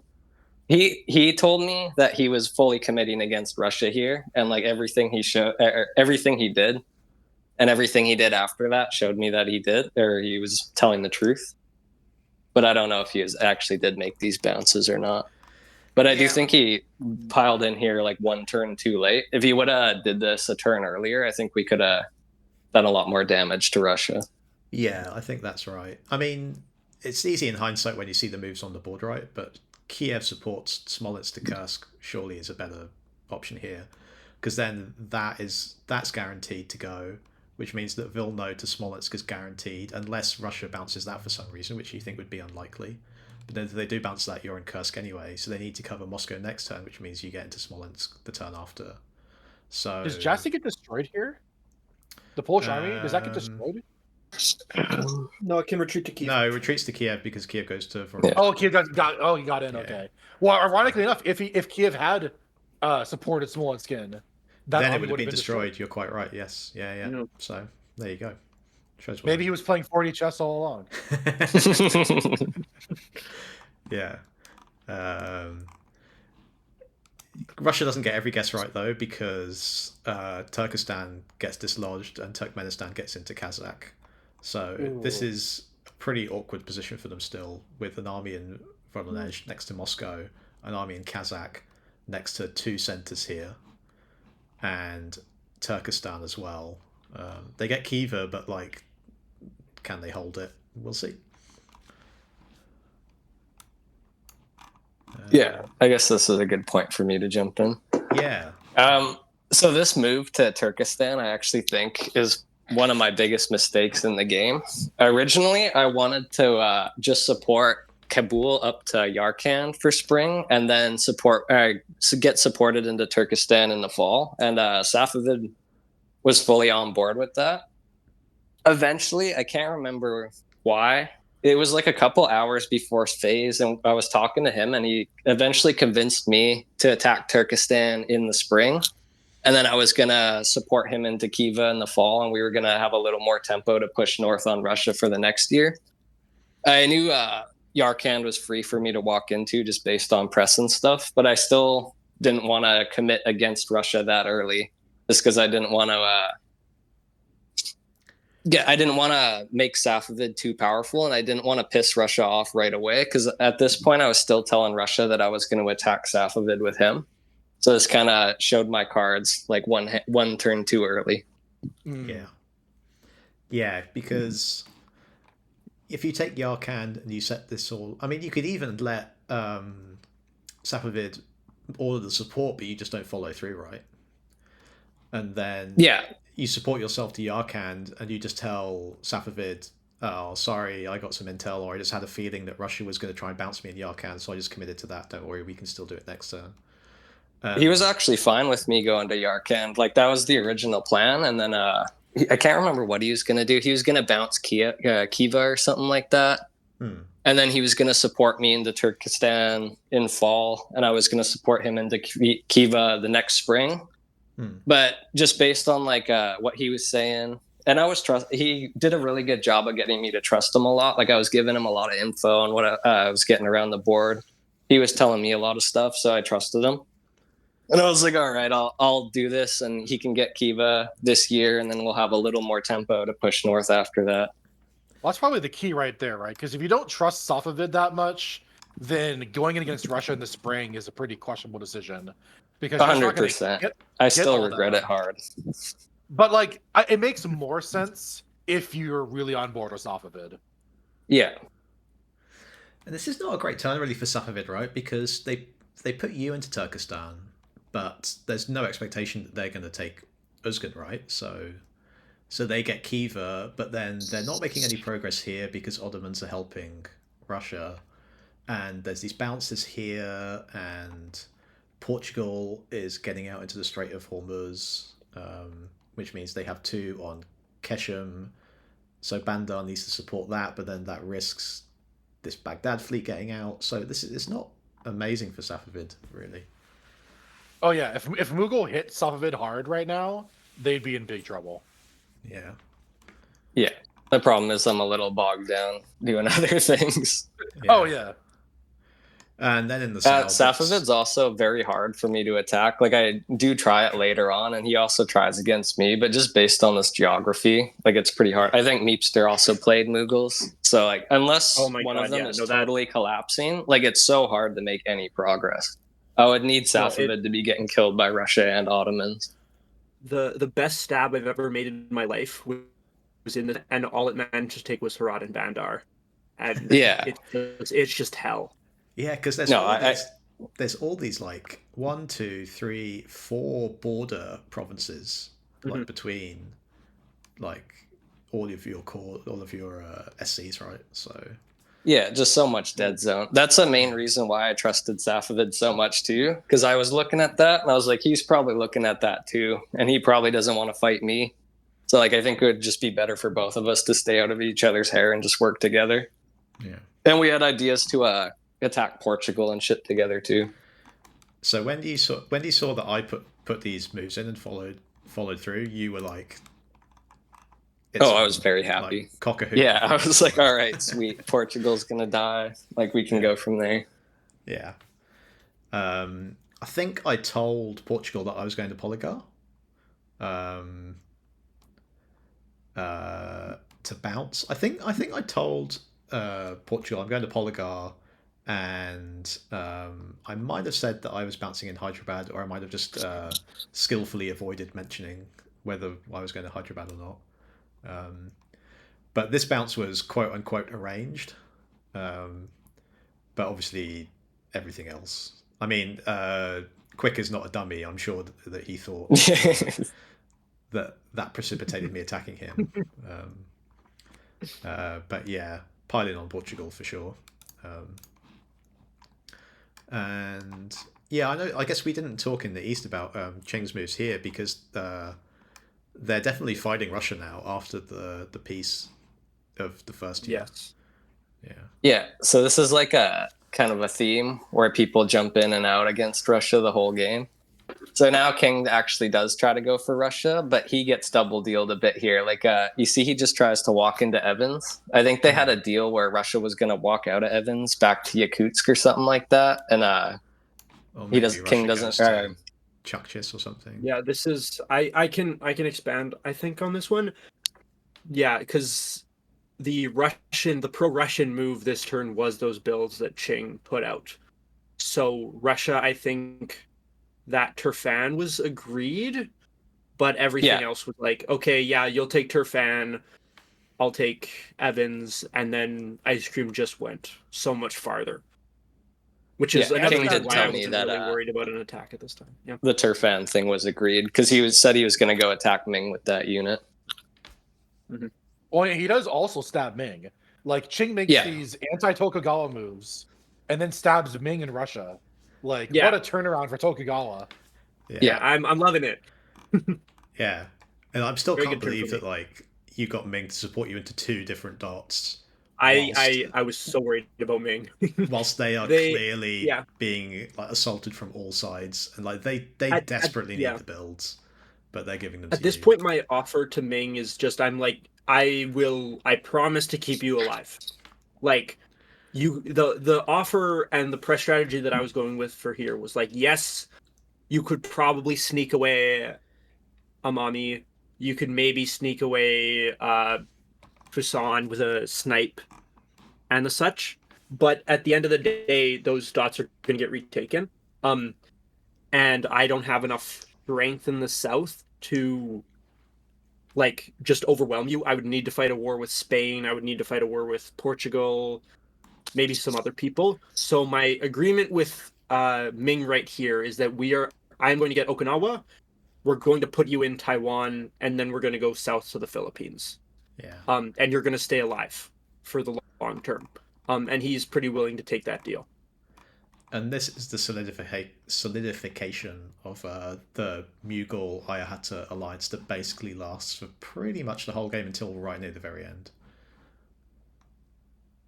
I think I stabbed him about like halfway, something like that. Okay, yeah, maybe sooner than I thought. Yeah, okay, but yeah, I was sticking with Ayutthaya very hard at this point. Like my plan was to coalition Ming up until at least I get Rinpengpa and Suzhou, just because I felt like that was an easy path. I was very worried about King at this point, though. Like before these moves, he was already doubled. He was looking like he was gonna push Russia. Like from everything he was telling me, he was actually gonna push Russia. And everyone else I was talking to was telling me they were gonna push Russia. So like Safavid, Poland, Sweden, they were all telling me they're gonna attack Russia. And Ming is exploding. So I'm like, okay. Qing is going to absolutely explode here. Like they're going to make a ton of growth from Russia. They're going to make a ton of growth from Ming. And I kind of want to slow them down a bit. And Ming subbed out. I can't remember when they started talking to me, but it was like half an hour before the deadline or something. And they're like, I want to work with you. I want to get Ayutthaya out of Kunming. I can't remember what exactly they wanted, but you see they offer me a support with Lana from Bamo down to Ave, and then they like tap Kunming and stuff like that. They also bounce King out of Gansu. I asked for all those moves. Like I didn't want King getting too good of a position and crushing Ming too early. I can't remember exactly what. Squashy wasn't there when I was talking to Ming, but I was trying to get him to do something else. I think I was trying to get him to support me to Rinpengpa or something because I knew Ming wasn't defending it, but he wasn't online, so I just had to support holding here, sadly. You could credibly say to Ming that these moves are like not anti-him, right? Because yeah, so like right after the phase flipped, but like yeah. Right after the phase flipped, I was like, oh, that was just too soon. Like I didn't have enough time to think about it. Sorry, I didn't follow through. And then I told him I would support him the next turn or something like that. I can't remember. But I did play it off and then told him I still wanted to work with him. And that just wasn't enough time for me to really think about it. Yeah, well, we end up in this position.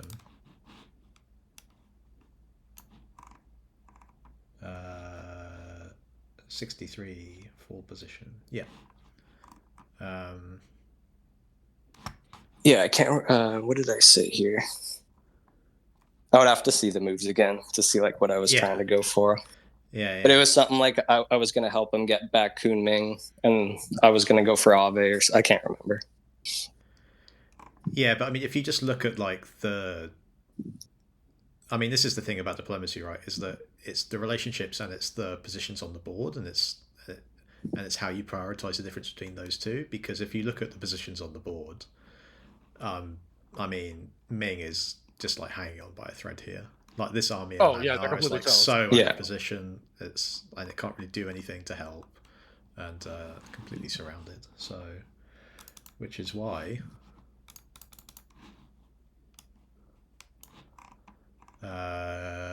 Everyone goes in on them. Did we do South America first spring? We didn't talk about South America moves. We do need to talk about South America moves.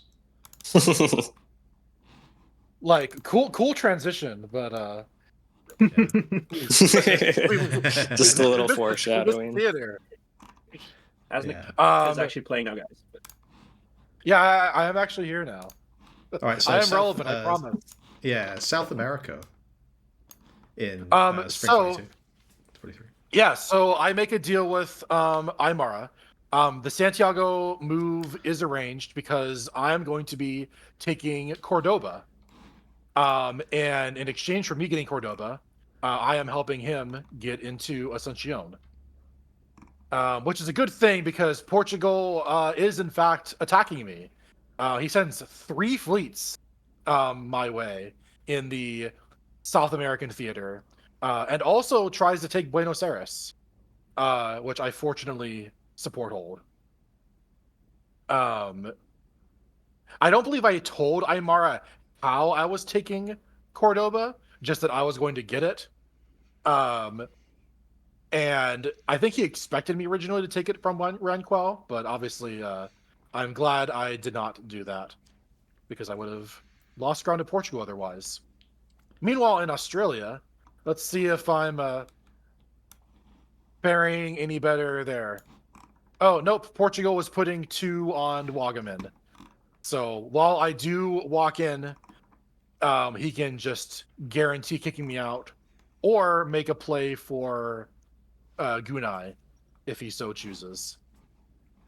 Yeah. So I'm pretty locked in right off the bat. I have my ally, I have my enemy, and we are seeing how things play out in the fall. For sure. Yeah, I think I went back and just like checked on the press very quickly. This is the moveset that I suggested to both you and Daimara down here. Whether I don't know if I mean it's not exactly rocket science. I'm sure you guys would have done it anyway. But this was chapter 1 of me desperately trying to get you guys together to like kick Spain and Netherlands and Portugal's butts. Yeah, well, the good news for you is I was already pretty on board, and after seeing Portugal's moves and builds, I was even more on board. And fortunately for me, it seems that Aymara was as well. Yeah. Cheeky little French fleet going into the Indian Ocean there. And yeah, in Africa. This is the whole thing. So, I remember now. In winter, Mali wanted me to build a fleet, and I went to Congo Shebs and said, "Mali wants me to build a fleet. Are you okay with me building a fleet?" And they said, "Sure." I'm not really very happy with it, but like, don't go to Gulf of Guinea. And I said, "Well, okay, well, I'll build a fleet, but we can DMZ Gulf of Guinea." And they agreed to that, and then immediately went to Gulf of Guinea. I mean, in fairness, the turn before, Congo was like, "I totally won't take Fernando Po from you, Dutch," and then walked into Fernando Po. Yeah. So like, that fleet knows no borders. She goes wherever she feels like. But I don't care if you lie to other players. I just care if you lie to me. You need to send that picture of, hey, remember this player has stabbed every single neighbor of Yeah. That comes later. Okay. So at this point, I'm pretty much locked in to working with Mali in Africa and basically helping stalemate all this stuff. You see Portugal helps bounce Nadakaru, so Mali can come in and they'll sweep up, and Poland is not long for their African colony here. Oh yeah, GG there. Yeah, and again here it's like border stuff where these SCs are going to be swapped between Abyssinia, Congo, and Mali for basically the whole game. Does Abyssinia gets blown up? I think. Oh no, wait. Yes, I think. Yes, it does get. Because it does get. Because Ottoman goes into cover. Yeah. Cool. Okay. So it actually, at this point, looks like it could be a quick war. Like Abyssinia is in a rough spot. Yeah, Abyssinia is in a rough spot basically for the whole game. I think they get to 5 at one point. Oh wait, no, because they're on more than that at the moment, aren't they? They're on 1. They doubled. 6, they're on 8 now. Yeah, I don't think they ever get higher than 8. I think, and they end up sticking on like 5 or 6 for basically the rest of the game until right at the end. Yeah, that sounds right. Yeah. How do they recover from this? The fall moves. We jump back to Asia here. All kinds of like fun stuff going on here, where bounce in Beijing, and self-bouncing here. So still not fully trusting Ming. Yeah, that was. Yes, that is correct. I was really afraid that Ming was going to try and snipe Fusan or Amami here. And I was supposed to support myself into Okinawa Cho from Kuroshiro Kurin. I'm very glad that I didn't do that, I'll be honest, but that was the idea was I would do that, and then we'd put the East China Sea Fleet that's now in Fukien Strait into Taiwan. Ming would take that and we'd have it crushed. But as you can see also, Spain goes in, and I do not block correctly. Yeah, they could have gone straight into Edo here if they supported themselves in. Yeah, no, could they have? Yeah, NPO to one NPO supports the other into Edo. I'm not surprised. I can't remember if I got any taps on their units on the other side of the Pacific. I might have not, but I'm just wondering if I did. No, they sent a third one in. Yeah, they did. Oh yeah, also fun. They could have, but my thought process was it doesn't make a lot of sense if they do that. Like, I don't know. There's a decent chance I try to tap one of them, and we were still friendly again. I did not think they were stabbing me. I mean, this is pretty good moves from Spain, like taking Kuroshio Current, knowing probably that Netherlands is tapping Okinawa, so that's going to work, and then going to Tsugaru Strait, relying on you covering Edo. So this is going to work. Pretty good and prediction. even if you support Edo, depending on which way around you do it, you might get into Tsugaru Strait anyway. So it's a good move set from Spain. Although it's all set up for next year, they don't actually get any builds out of any of this. Yeah. And which you will notice. Yeah, and if you'll notice with my builds, I get Okinawa, I get Hanyang, I get Chukchi. I don't think I get anything else besides that, but I get 3 builds here. So I'm able to put down a fleet in all my centers. So this is not as bad a position as it looks. And also, since we're not doing retreats, if you see Strait of Tartary there, Qing holds it and they do disband that fleet, which is the annulment of our agreement. The original idea here would have been if Spain had gone to Mapuche like they had said they were going to do, or to Aymara, I think.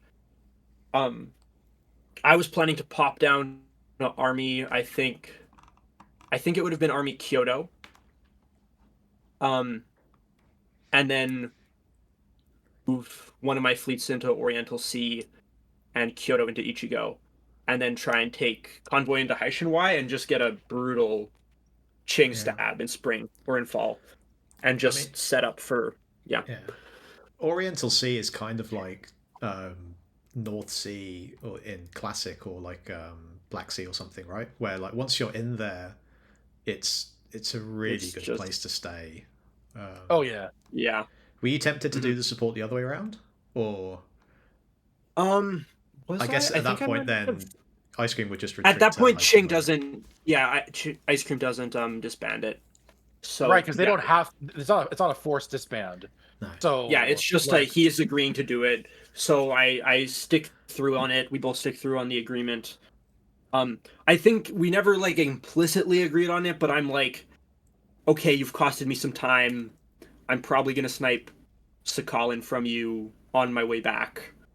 I don't know if that was implicit for him as well, but that's kind of what I was thinking, and I think that's what he was thinking is like, okay, he's not gonna fully stab me, because I read Ice Cream's Void and he didn't think I was attacking him here, or after, theoretically, but that was the idea. I think even if you stay in Oriental Sea, right, because now you've got Spanish fleet, Kuroshiro Current, the Spanish fleet, and Tsugaru Strait, you can't really then like start thinking about convoying this way anyway. So and I'm sure Ice Cream knew that these Spanish fleets were coming, and that's why he made the moves he did. Obviously, I was unaware, but but other than that Spanish attack, things are looking pretty good. Russia and Qing aren't actively fighting as much anymore, but Ice Cream is still, not sending his armies at me. If we can go over to North America. Yeah. Let's see. Yeah, so Chukchi goes back to... Chukchi. It's just grabbing the neutral. Yeah. Yeah. But again, this war is still going on. I'm thinking there's a pretty decent chance that I'm going to be able to get set something up maybe snipe Alouettes eventually, maybe snipe Hawaii. But yeah, overall, pretty good turn for me. Yeah, Athabasca grabs Shoshone, but other than that, look at all these units like not doing anything. It's like such a loss of tempo, right? Yeah. Yeah, I mean, I'm trying to think of a better move set he could have done here though. Like you can't do anything with Koyukon because he just takes. It doesn't work. If you're working with Ute here, then go to Yakutat Bay probably, right? Because if you know Ute's moves, you know you're getting in, and then you just like still cover Danaina. Yeah. But again, none of them trusted each other, so yeah, exactly, which is the fatal flaw of the whole game. Yeah, so this around the time that Renzo is being replaced with a sub for like 1 year, and then we get to Hun. Yeah, right. We're like a transition zone right now, anyway. Yeah. Is this the turn where the devious English fleet gets in? No, that happens later. But like this, I did attempt to go, but got that bounced. Yeah. Okay, thank God. Yeah, but I put the French into Labrador Sea though. Speak more on that French. Nice segue right there. And St. Anthony, cored in the spring, moves out in the fall. No coring. Same for Edinburgh. Same for Edinburgh, yes. I think, Edinburgh does something fun, but I think maybe we cover North America quickly first. Fair. So this guaranteed moveset here, Philadelphia, New Amsterdam, and in exchange I give give France Mohawk, so we both go +1. And I also offered to put France into Cherokee. This was very conscious. Like I was saying, sensing that Mamba really wanted to be an alliance player, even if it was maybe fighting against his natural instincts. So the way that I was like kind of greasing the wheel to make that happen is that's fine.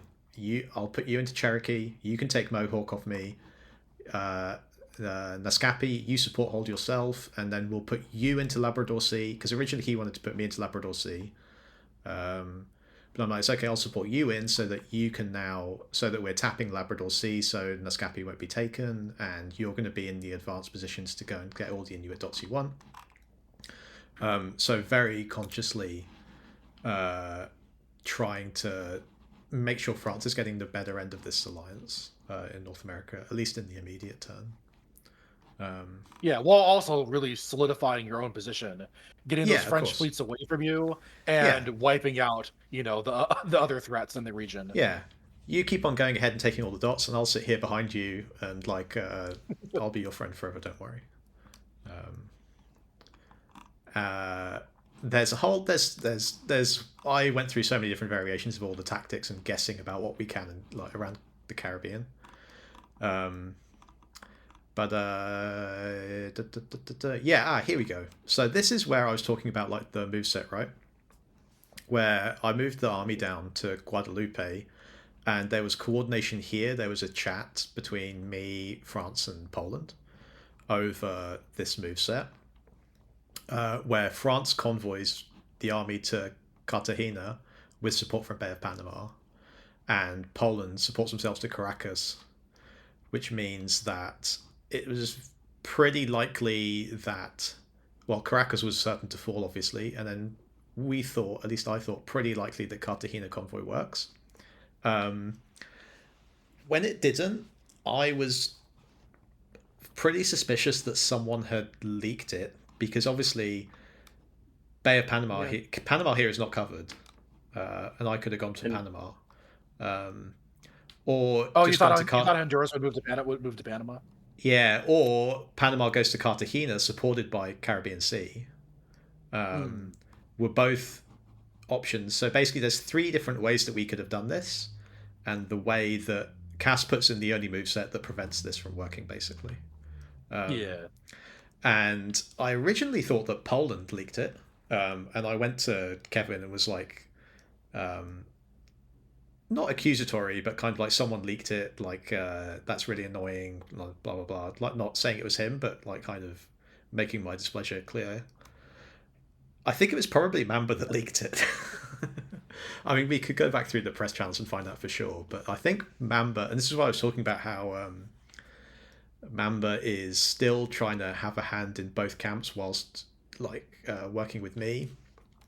I think he probably just straight up told Cass what was going on, because He did that with English Channel too, right? Like, just told everyone that. Yeah, exactly. Correct. It's the same way. Yeah. So, and he's denying me a dot by doing this, and also Spain bounces in Cartagena, so it's not like Spain gets anything either. So, if in terms of balancing there, he's probably thinking that's what he's thinking. And yeah, I do the moveset that guarantees St. Augustine here by tapping Gulf of Mexico, which moves anyway. And St. Augustine gets blown up here because bounce, the fleet goes to Bahamas, and Caddo covers Muskogee. So Yeah, this is a good turn for blowing up enemy units. yeah, and also I think Yucatan,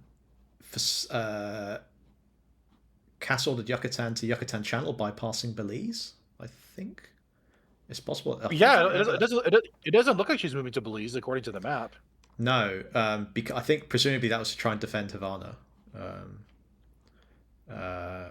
preventing. So you keep Belize, she keeps Havana, and St. Augustine's destroyed. Correct. Yes. So, and then Spain also loses Caracas. So Spain's down 2 in this theater. Yeah. Yes. Yeah. Which is which is also great for Tokugawa, because Tokugawa is not losing any dots to Spain. Spain's just setting up. But now Spain is losing in other theaters, and Qing is backing out. So this big Spanish setup against Japan might have to get aborted. Yeah, and definitely that's like, and me and Spain on the press side at least have been very positive this whole like thing. I think there's a message she made after this attack where she says in general like critical support to the Japanese against Spain or something like that. And just like she seems already willing to call it off even if she's going to go another turn. Yeah, and this is why, as a regional, it's important to pay attention to the entire board, because everything is all interconnected constantly. Yeah, for sure. Yeah. In the South America, great progress. I get Cordoba as arranged, and Aymara gets Asuncion, also as arranged. I believe I tried to also help Aymara get Kangwang, but let me see here. Does that work? That supports cut. Yeah. It works. So Aymara gets two off of Portugal, but in exchange, but loses Cordoba to me. So really bad for Portugal. I also bounced them out of Isle Malvinas. Yeah. Which also blocks their other fleet. So they send 3 fleets at me in this theater. None of them make progress. Oh. They lose 2 centers to us. And if you take a look at Oceania, other side of the map, let's see how it works for them there. Everything what's bounces. this? I bounce myself in Gunai, and they get greedy and try to take both centers. Yeah. Oh. It's not a great moveset from Portugal, is it really? Yeah. I believe his idea was. You support that into Coral Sea. Okay. Yeah. Because. Oh. Well, basically, he's trying to outplay me, right? So he's like, okay, I support myself into Wagaman, right? That's guaranteed. Well, no, it's not. What if Mapuche supports himself into Coral Sea? They'll bounce each other. So he's like, okay, Tasnica's going to counter my move, so I'm going to counter Tasnica's counter. And meanwhile, I'm like, I'll just bounce myself in Gunai and see how things go. Yeah, it's kind of like the obvious thing to do, but then sometimes, because like obviously Coral Sea supports Wagaman to Gunai, and then Timor to Wagaman here is like, pretty terrible. Yeah, exactly. Such a crucial turn for you. Oh my. Portugal just gets wrecked tactically this turn. Yeah. Portugal to Wagaman and like gone into the south. Like I think the moves over here is like, look, there's about 3 different ways you could do this, and that's just getting some guesses wrong, that's perfectly understandable. That happens. I think the order set here is not great, because in what world is Argentine Basin not covering Malvinas? In which case, just support one of these fleets. You just support the other into Argentine Basin. Well, I think Portugal got greedy this turn. He realized that he was on the back foot in multiple theaters. He needed to make a breakthrough. So he just kind of gambled on as many centers as possible and kind of YOLO'd for it. Yeah. And when someone does that, you can just make some relatively simple defensive moves. Yeah. And yeah, or even like Mar de Hoches, right? Like cover this way and then Guanabara Bay to Argentine Basin. Because you're not bouncing here, Argentine Basin goes to Malvinas, so you get in there as well. It's like there's lots. Oh yeah, no, he could if he wanted to set up for long term, well, like Spain set up long term against Tokugawa, but got no dots. Yeah. If Portugal had done that, I would be completely screwed. But the hasty play got him nothing. Yeah, I don't mean to criticize anyone's tactics, because in a couple of years' time you'll see some absolutely dreadful tactics by me in India. Yeah, fair. So, and then and again Portugal here, it's like this is not great. France, after going to Sea of Azores to help Portugal, ends up just sniping Azores. Yep, and he loses Lisbon. He YOLOs for Madrid, gets bounced out. Yeah. YOLOs for Tangier, gets bounced out of there too.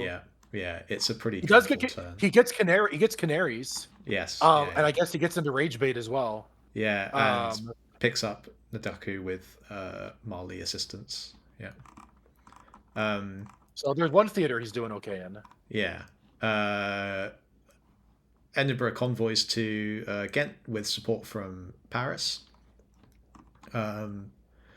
After I told the Netherlands that they should go to Nantes because France is not covering it. So basically, your European rivals are just wrecking each other while you are picking up the spoils. Correct. Yeah. I mean, I could have actually just gone straight into Amsterdam here. No one gets there. Oh my God, that would have left you and Madrid, you and Spain as the only colonials who still had their capitals. Yeah. Well, France takes Paris back this turn, but yeah. Oh, do they? Oh, okay. Yes. Yeah. That would have been wild in just 2 years. Just the colonials, just completely. This was also when Russia was here, was trying to get me to convoy to Bergen, with support, and I was entertaining it, but or at least in press I was entertaining it, but I was never thinking about actually doing it, mostly because this was always the plan, to get an army onto the mainland continent. It would have worked. Ironically, what Russia could have done is they could have convoyed themselves into Bergen. Correct. And covered Archangels. Covered Archangels with Nisha. Yeah. Now that would have been quite a move. They try and do something similar like that later on in the game, doing some fancy convoys around there. You'll see here, Netherlands is on board with Poland. Netherlands and Poland actually coordinate pretty well through most of the game, even though I don't think it was necessarily in Netherlands' interests. I think the Netherlands was just worried about Sweden getting fleets out, and but yeah, you see some coordination here helping the Poles. They don't actually get anything, do they? Because Lubeck doesn't actually go to Copenhagen, but I guess it lets them walk in. There's no support here. Moves in the Mediterranean. Yeah, the Austrian attack on Ottomans, as expected. They walk out of Naples to go to the Strait of Otranto. You gotta hate seeing that if you're Ottomans. At least Spain gets a win. Yes, yeah. And this Russian front, Poland committing, doesn't even try and take Jassy back. Just like flooding forwards into Russia, whilst Russia is still helping Ottoman here against Safavids. And then we come to Asia, and there's all kinds of like dipsy doodle stuff around Turkestan here. Yeah, so Turkestan is like the cursed center of this game for me. We can start paying attention now, but this center changes hands like so many times throughout the game. Like originally it was Russia's. You see me, I'm in here now. and Russia gets supported back in. So it's already changed hands like 3 times. On this, Safavid obviously stabs me here. I was expecting Safavid to go for Khiva, but he makes a deal with Russia where Russia walks out of Khiva, takes Turkestan from me. Yeah, this pissed me off quite a bit. Whilst Russia's supporting the Ottomans against them, right? Yeah. No, it's a crazy moveset. This whole theater is like that, where it's people making deals and twisting them a little bit. Oh, at least they didn't. But yeah, I was pretty pissed at Safavid here because I went out of my way to like take a risk on my game to get them a little tempo, and they immediately stabbed me in the back right after I did that. So I was like, okay, no more being nice to anyone this game. I'm just gonna stab and fucking go for everyone the second I can. What else here? I mean, this is pretty. Yeah, I think that also you just try to hold what you got, right, and you just get lied to basically. So yeah. And we had a good move set here. We both thought we were both swapping info with each other, so we knew Russia was gonna attack Turkestan with support and cut me. And Bukhara was supposed to support Turkestan, so I hold it. I was going to support him into Khiva. He gets Khiva, but he was worried about Khiva retreating to Turkmenistan, even though I think that would have been fine in Russia. I don't know. He was worried, and right after he did this, he tried to apologize and be like, "Oh, I still want to work with you. I was just worried about them retreating there. And I needed to get their support against the Ottomans or something, but that didn't happen." This is funny because like Bandar Abbas supports I can't remember the name of that province, but Keshem here, to hold it from Portugal, but then they're supporting the Ottomans out into the Persian Gulf, whilst the Ottomans so they're supporting Ottomans into the Persian Gulf and supporting Russia into Turkestan, whilst Russia and Ottomans are attacking them here. Not only that, he also asked me to go to Gulf of Oman to help him against Portugal. So he's stabbing me while he's getting me to help him against Portugal, which I thought was funny. Yeah. Didn't Safavid also have a sub around this time, or was that later? That was later. But they filled in for maybe like 3 phases, and then droids came back. It was like a 2-year sub sort of thing. Was it Ewok, was it, who filled in, I think? Yes. Yeah.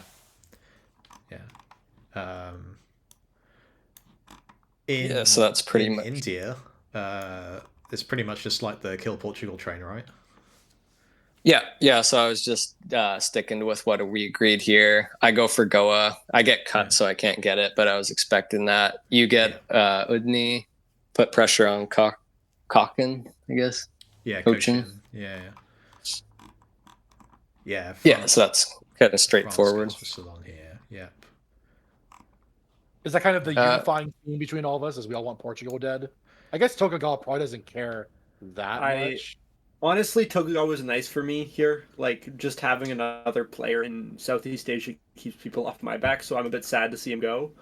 But it's not, like, too big of a deal. I guess honesty. Portugal never really comes, like... They do actually get to Nanjing later in the game. Oh, okay. Spoilers, Yeah. Yep. For Ming, you see, I continue my thing where I'm trying to get them to think I'm going to go against Ayutthaya. Ring Pengpa gives me a support to Kunming, which I don't take. Suzhou doesn't hold Ring Pengpa because I think I tell them that Kunming is going for Chengdu or something like that, and then I just get Kunming to support me into Ring Pengpa. Take Kathmandu with Bhutan. Ooh. Yeah, but Ayutthaya is putting... Oh, that's Spain, not Ming. They're putting Spain into Bay of Tonkin. Okay. Wow, Portugal, man. This is like... no friends. Well, Portugal made a lot of enemies. Like, they made big enemies with Spain, obviously. They, ended up clashing with you and Mughal. Although I'm not sure if they necessarily started that fight. No, that wasn't their fault, really. Yeah. I think the 2 army build in the first winter is like... That's like so committal to make. Yeah, Spain, Death War, and then they made it super obvious they're committing against me too. So, they got multiple players all actively trying to coalition them. I also heard from multiple people they were going to attack me, and he did nothing to there was no plan that he was telling me that, like, oh, let's attack England or let's do anything. Like, he just said, I'm bouncing you out of Hyderabad and we'll talk later. And then we like never really talked about that. We talked about Ming coalition. And that's about it. Yeah. Cool. I think we should probably just like look quickly at the retreats phase after this, because there are a couple of retreats that do matter.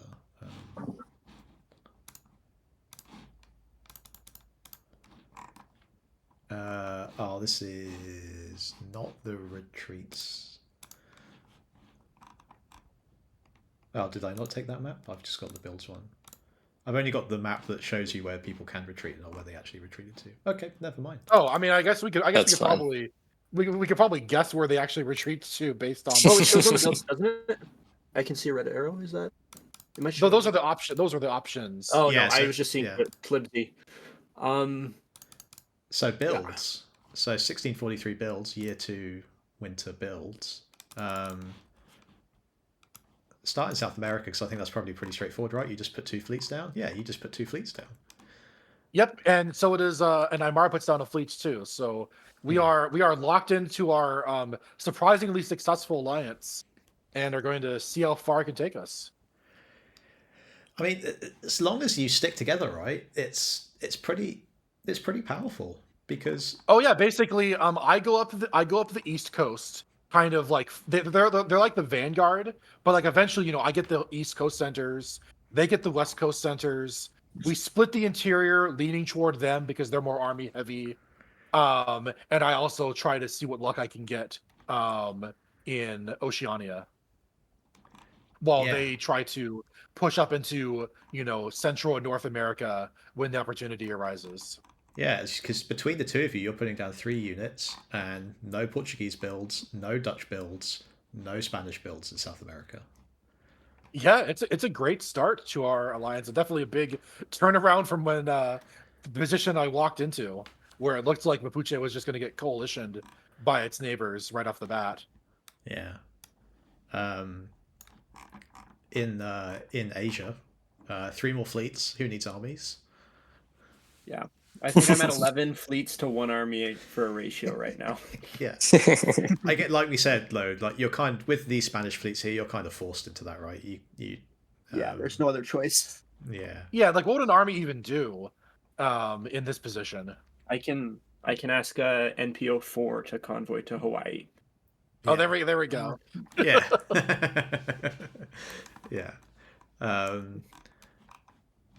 And yeah, again, the colonials, because Portugal's doing so badly, there's just a they don't have the opportunity. In fact, Portugal's pulling, right? Does it say? Yeah, Won't say how Portugal many you're building. disbands like all of India this turn. Yeah. Yes. Yeah. Oh, that's what the disbands are. So yeah, which is fantastic for the two of you. I think that was pretty clearly an FU to me. Yeah, definitely. Because if me and Mughal, if England and Mughal have to work together to take these dots, Portugal can still be a pain in the ass and make it slow and painful.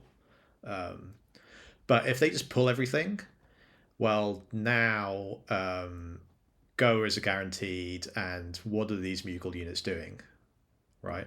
Yeah. So that was very, very calculated by Quick, just to be like, well, F you, England, I'm just getting out of here. So Sure, but you still get like 2 of their centers, and could theoretically work something out with Mughal. Like conflict between the two of you is not inevitable, especially if Mughal goes heavily army. Yeah. I think the second I saw these builds, I knew I was attacking England next. Yeah. I was just I had so many units ready to go for it. Yeah. Yeah. I think like if Portugal tries to fight and hold on to it, then I think my original pitch to Canadian of let's kill Portugal, and then I'll just like keep 2 armies here as a border garrison, and I'll just keep on building fleets. I think maybe it could have worked, maybe not. I don't know. I guess it's hard to envision a world for Mughal where they get to their VSCC condition without taking these dots here. Yeah, it's certainly not. I think One of the Look at those. first things I said in my void was I'm gonna have to kill like nearly every one of my neighbors to win this, except like maybe one. Like I just figured both those colonials, like that's like 10 centers down there, which is like a third of what I need to win. So if I don't have expansion down there, it's gonna be so much harder for me to win anywhere else. So I figured I'd probably have to get rid of both of you. I figured I didn't think I would make too much progress against Russia, but I thought if like Russia's going to be strong, like I probably wouldn't be able to win me and Russia probably wouldn't be able to win the game together. So I figured we'd probably be at war.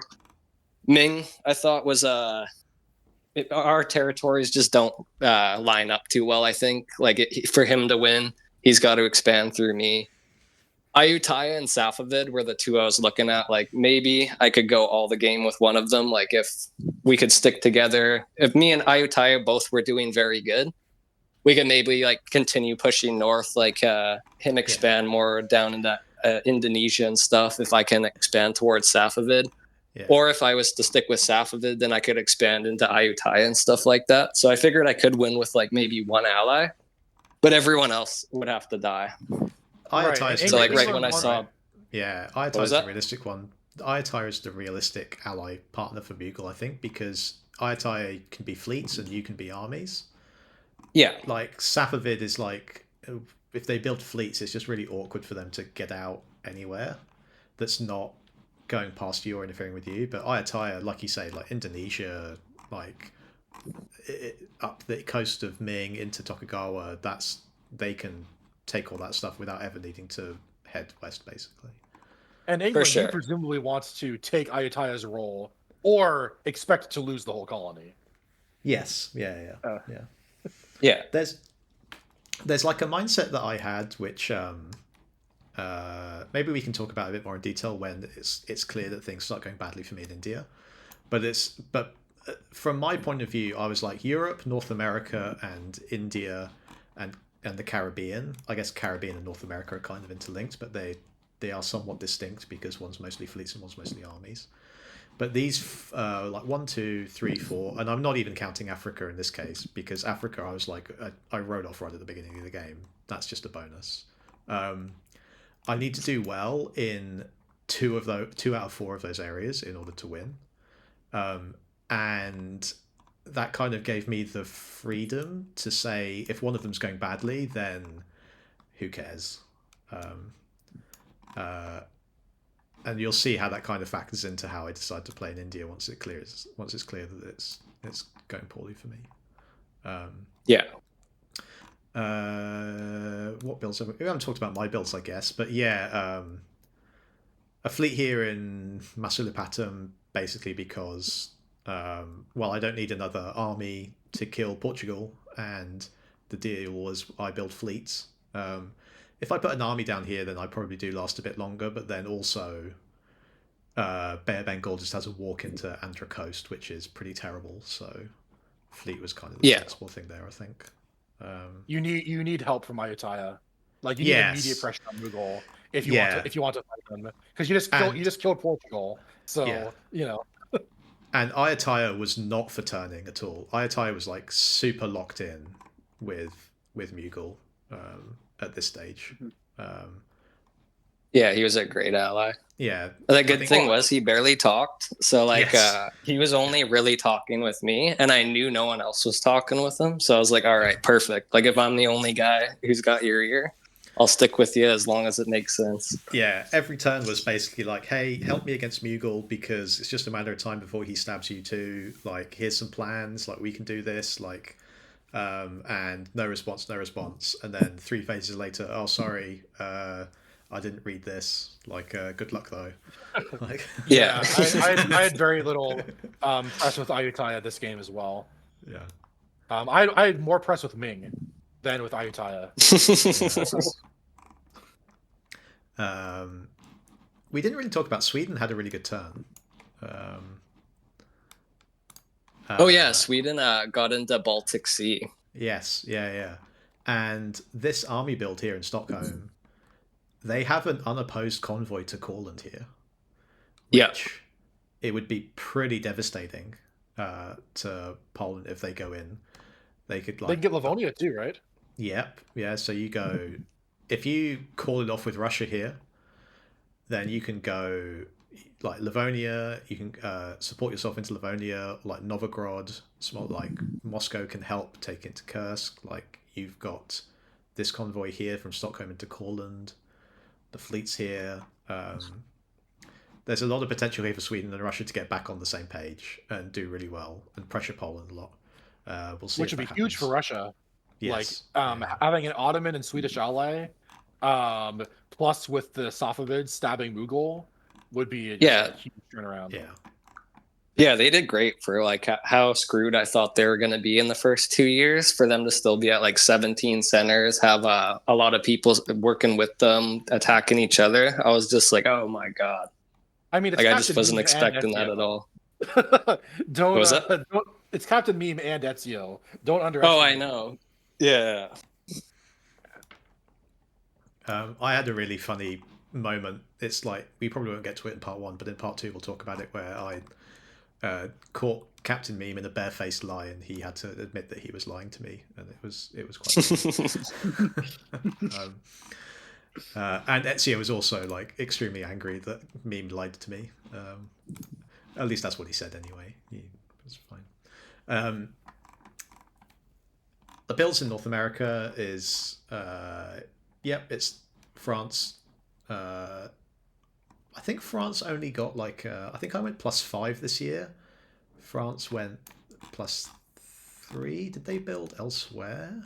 I thought they did better than that. Maybe Did they build in Madagascar?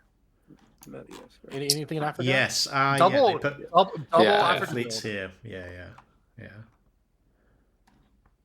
That's where their builds went. Did Mama mention like why to you, or did he just put 2 fleets in Africa and no further comment? No, I think like my dynamic with Mamba was like we would basically coordinate when there was maybe like 2 hours to go before adjudication. And he would make sure that he was online at that time, and I was generally online at that time because that is like kind of around 10 a.m. to noon Australia time is generally when the deadlines were. So it was easy for me to be online then, although I wasn't always because I'm working at that time. It's not like I can sit down and like work out tactics for like an hour because I'm doing other stuff at the same time. But so basically what would happen is I would go and do all my press with everybody, figure out the tactics, and then with like 90 minutes to go, I'd just message Mamba and be like, hey, this is what I think we should do. And he'd be like, sure. Which is a pretty good ally. Through on it. Yeah, exactly. That's pretty much the same with me and Squashy. Like I just message him a couple hours before a deadline, figure stuff out, and then that'd be it. Which is also why I was consciously trying to do, especially in the Americas, tactics that where he was gaining as much, if not more than me, just so that he wouldn't question it. Because I realized that he was being the more passive partner, and he was letting me take the lead. So if I'm making moves where on the surface you can see like, look, you're gaining 2 centers here and I'm only getting 1, then it's easy for him to just say yes and just put the moves in without really thinking about it too much. Right, you want that to be the passive least resistance, right? Just log on, see England moves, make England moves. Yep. So no like fleet in Port Royal or something. He's just putting armies here, which is great. No builds in the Caribbean. And because Cass bypassed Belize, I get to put the fleet down in Belize, and a fleet in Bahamas as well. So there's still lots of like guessing around all these like Caribbean fleets, and I think this turn I get some wrong, but like we'll see what happens. So spring 1644, year 3. We should probably actually have a check at the leaderboard position. We haven't looked at that yet. How much this matters this early on in the game is like questionable because all the colonials are high up because it's easy for them to grab dots quicker. But you can see that Ming, one of the colonials is not doing so well. Ming's not having a good game. There's a bunch of regionals who are all kind of... I think the difference between being an Austria on 9 and a Safavid on 8 at this stage is not very relevant. But you can see Portugal here quite far down. And England, the EF that everybody this year in press was telling me, it's an EF, it's an EF. We need to stop the EF leading the way at the top. And Tokugawa just sneakily in third. Yeah, Tokugawa, Ottoman, and Mughal all pretty high up there with the colonials. Yeah. Cool. So this was the spring position. Let's just go straight into the moves because I remember what happened in the game, but I don't remember the order that everything happened in. So without the moves, it's difficult for me to remember. Yeah, this all happened like 3 months ago now or something. Yeah. Like this turn. Yeah. Let's begin in Asia because there's lots of fun arrows happening here. Yes. I have a good turn. Yeah, so this isn't a lot of press or anything here. I think I get kicked out of so obviously I'm fighting Spain here. I mean, what can I really do? They have things pretty much everywhere. So we have a lot of wars. Can you go to the results just to show how this resolves? Sure. Yeah. Because Yeah. yeah, so as you can see, on the Spanish front, although I do get kicked out of Okinawa, this is an absolutely crushing victory for me. I think Spain, like, they're out of Tsugaru Strait, they're out, I kick them out of NPO, they leave a few things.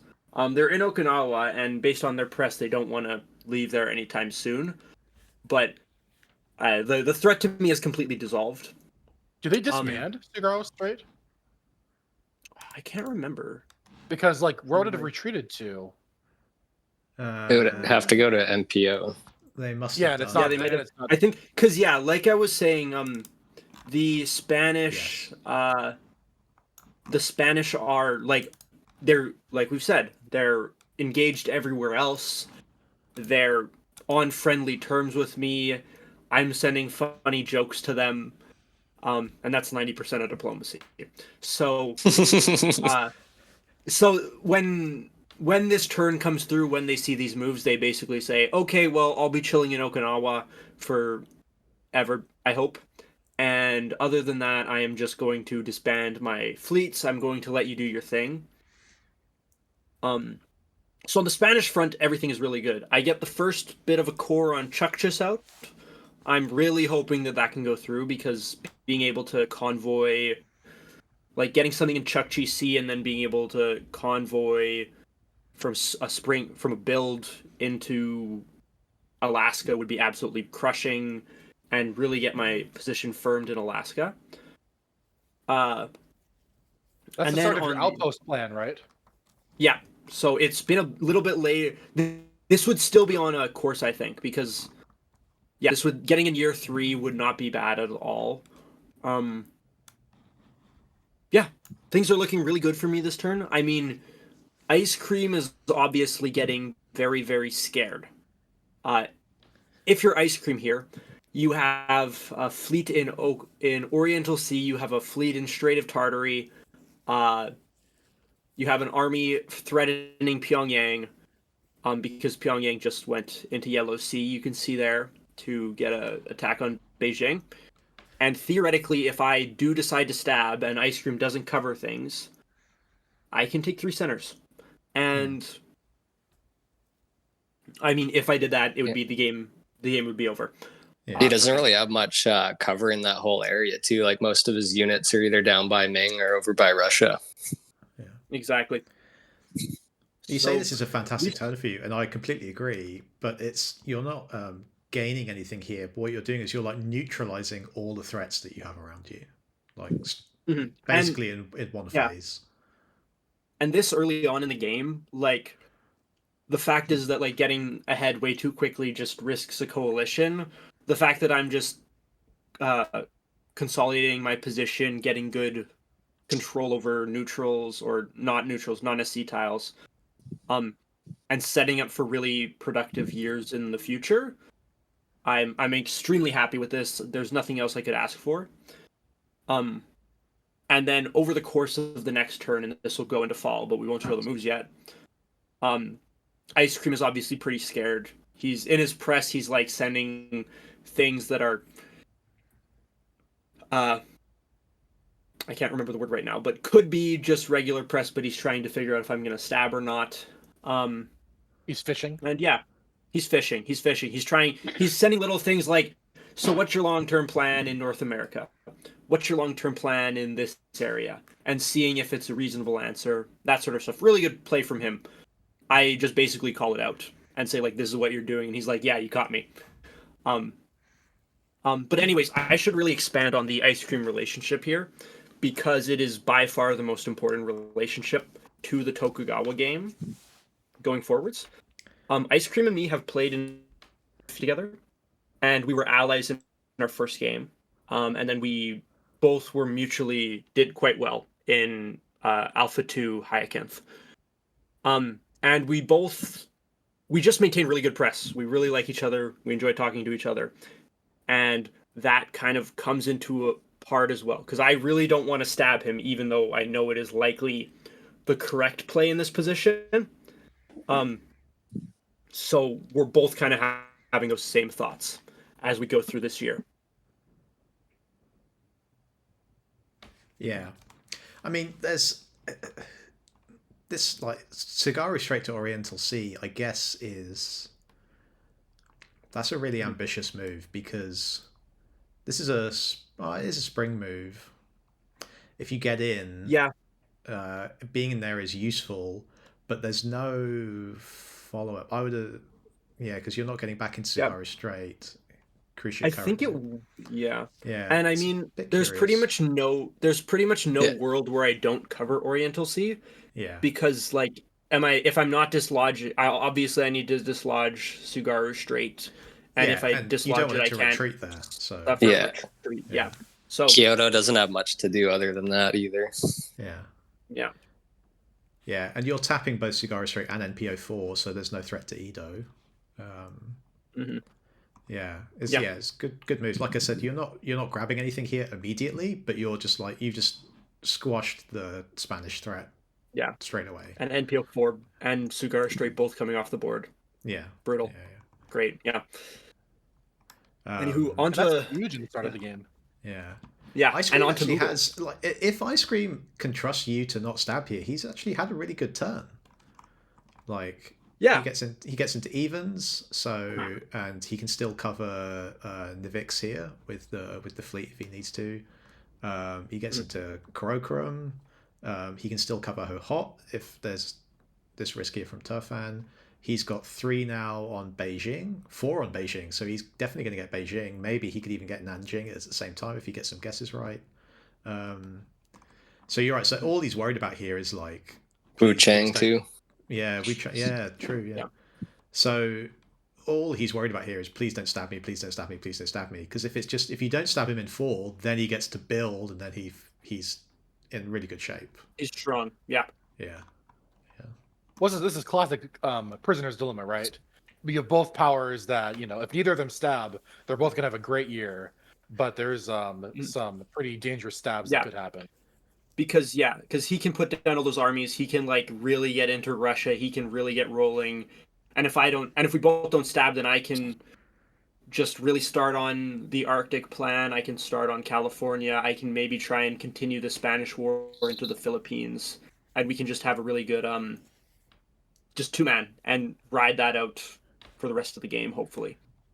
Yeah. So we'll see if that happens. The Mughal moves here. Not much progress against Ming, but I guess making it like I had to getting into Huguang here is actually pretty good, right? Yeah, I can't remember what exactly I'm going for here. I think I was expecting to maybe lose Rinpeng Pa or something, and then take it back and fall. I can't remember. I mean, your press is obviously. Were you still talking with Ming at this stage? Because they've obviously they're trying to defend against ice cream? I think I do start talking to them again, but I just stabbed them. Well, I stabbed Flair in the beginning, and then I stabbed the sub like twice in a row. So I didn't think they were gonna buy anything I said at all. So I think I just was going with Ayutthaya here and maybe tap something for him, or I can't remember. Yeah. Russia. Oh yeah, let's talk about Russia. Yeah. Yeah. So Russia. What was going on here? So this is why I think I screwed up so bad with that support going for Turkestan early, because right now Russia has 3 units on my border, and then if he works with Safavid, I'm probably going to lose Uzgen and Yarkand. So I went from the position where I was the one who gets to pick between who I want to side with between Safavid and Russia, and now Safavid's got the position I just had, because me and Russia are both going to him. And I'm telling him, like, I'll support you to Turkestan if you want. Russia's going to him saying he'll support him to Uzgen or something like that. So Safavid gets to be the one who picks here. And what he did was he said he wanted us to wait until fall so he could... can't remember. He wanted Russia's help against Ottomans. So he didn't want to stab Russia until fall. So I just ended up sitting here holding. Which they receive, yeah. Yeah. But then the idea was I was going to support him into Turkestan during fall. Yeah. Which is kind of shitty for me because I was already in Turkestan, but I was planning to eventually stab Safavid anyway. So I was like, all right, I'll get him to go up to Turkestan, and then maybe I can dive in on him after that. Also down south here against Portugal, there was a Portugal sub at this time, and I think we made a plan where I was gonna like tap Bandar Abbas, or I was gonna support Ottomans into Bandar Abbas or something like that, and then I ended up just sniping Muscat instead. Yeah, which I think makes sense, right? Because you don't owe Portugal or Ottomans anything really, so yeah. And then against you here, unfortunately. I think I can't remember what we did. We were continuing that agreement where like you were gonna take the south and then start building fleets, and I just dived on it. Well, there's no obvious stab here, right? Because Hyderabad to Karnal obviously is like the stab, and the Gondwana one. I think I was telling you I was gonna move Sasaram, and I said I was gonna let you into Andhra Coast. I don't remember, but I'm sure your recollection is correct there. Basically I'm just taking Cochin and Maldives, and then was going to figure everything else later, and you take your opportunity and you strike, which is perfectly valid. But yeah, like you said, Safavid working with Russia here now against Ottoman. They flipped Russia, which is pretty good for them. This is a pretty bad turn for the Ottomans. They don't necessarily. They do lose Hawara here, but they're kind of going to get pushed on all fronts here. Yeah, basically all of a sudden all of their neighbors are fighting them. Mali is coming in for them with the supporting Abyssinia in. Russia has flipped and is now helping. Although they obviously figured that out, right? Because they're supporting themselves into Trebizond to cover it. Maybe that was with agreement that Russia would take Tbilisi anyway, but either way, like they obviously know that. Not great for Ottoman. No, exactly. Yeah. If you think Russia is not flipping on you here, then you can defend Baghdad and Trebizond with Cyrenaic here without having to give up Tbilisi. And yeah, Austria obviously, which they hold off for now, but with Poland coming back, we'll see how long that lasts. And yeah, the convoy that we talked about from Sweden comes down. They decide to go for Smolensk over Livonia, but either way, they get into Courland and Smolensk. And Russia is kind of watching. So if Sweden Well, managed to they flip, try to yeah, try to they do convoy try to to convoy Trondheim. to Trondheim. Yeah. Which gets in because Yeah, Sweden does Sweden does like, I know you're gonna do this. no, this was Move. Sweden. Was this a Springtons? This is Meme. Meme said that he would convoy Coca to Trondheim. Oh really? Oh my Yes. gosh. Yeah, and instead convoys Archangelsk instead. Oh man, that is awful for Sweden. Although huge for Ottoman. Like Ottoman, Ottoman's getting stabbed by everyone, but Poland and Russia just got caught up in other wars. So Yes. there's some saving graces there. Yeah. Obviously, you can see here, Ottoman is probably making a play for Poland to carry on. They're supporting Kiev to hold, but instead, Poland is rushing back to try and fight Sweden rather than like staying in place and like going in on Russia here. Maybe could have offered, because I mean, there's stuff they could work on here, right? You could like, I'll support you into Bakhchirasari, and you can tap Moscow, and that would guarantee this. But for whatever reason, no trust there.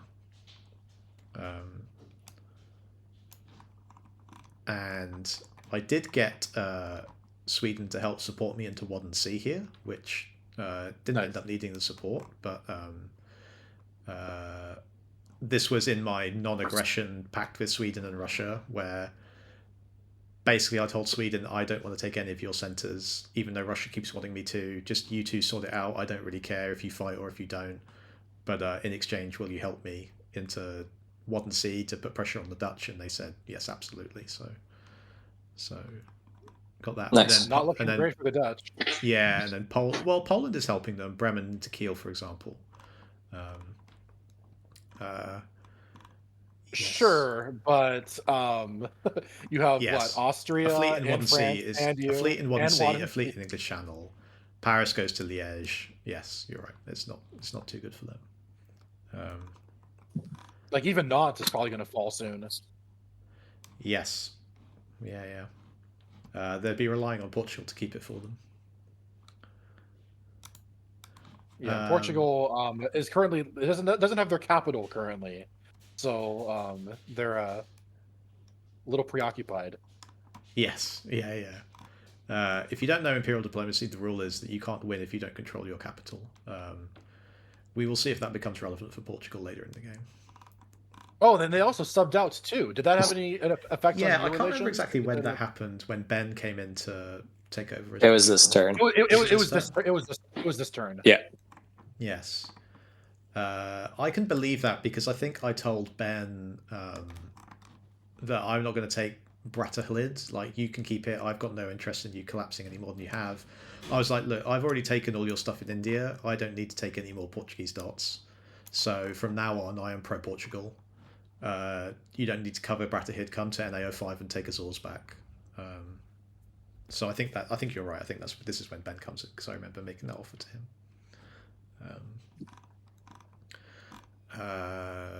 What else are we going? Well, let's go to the Americas, I guess.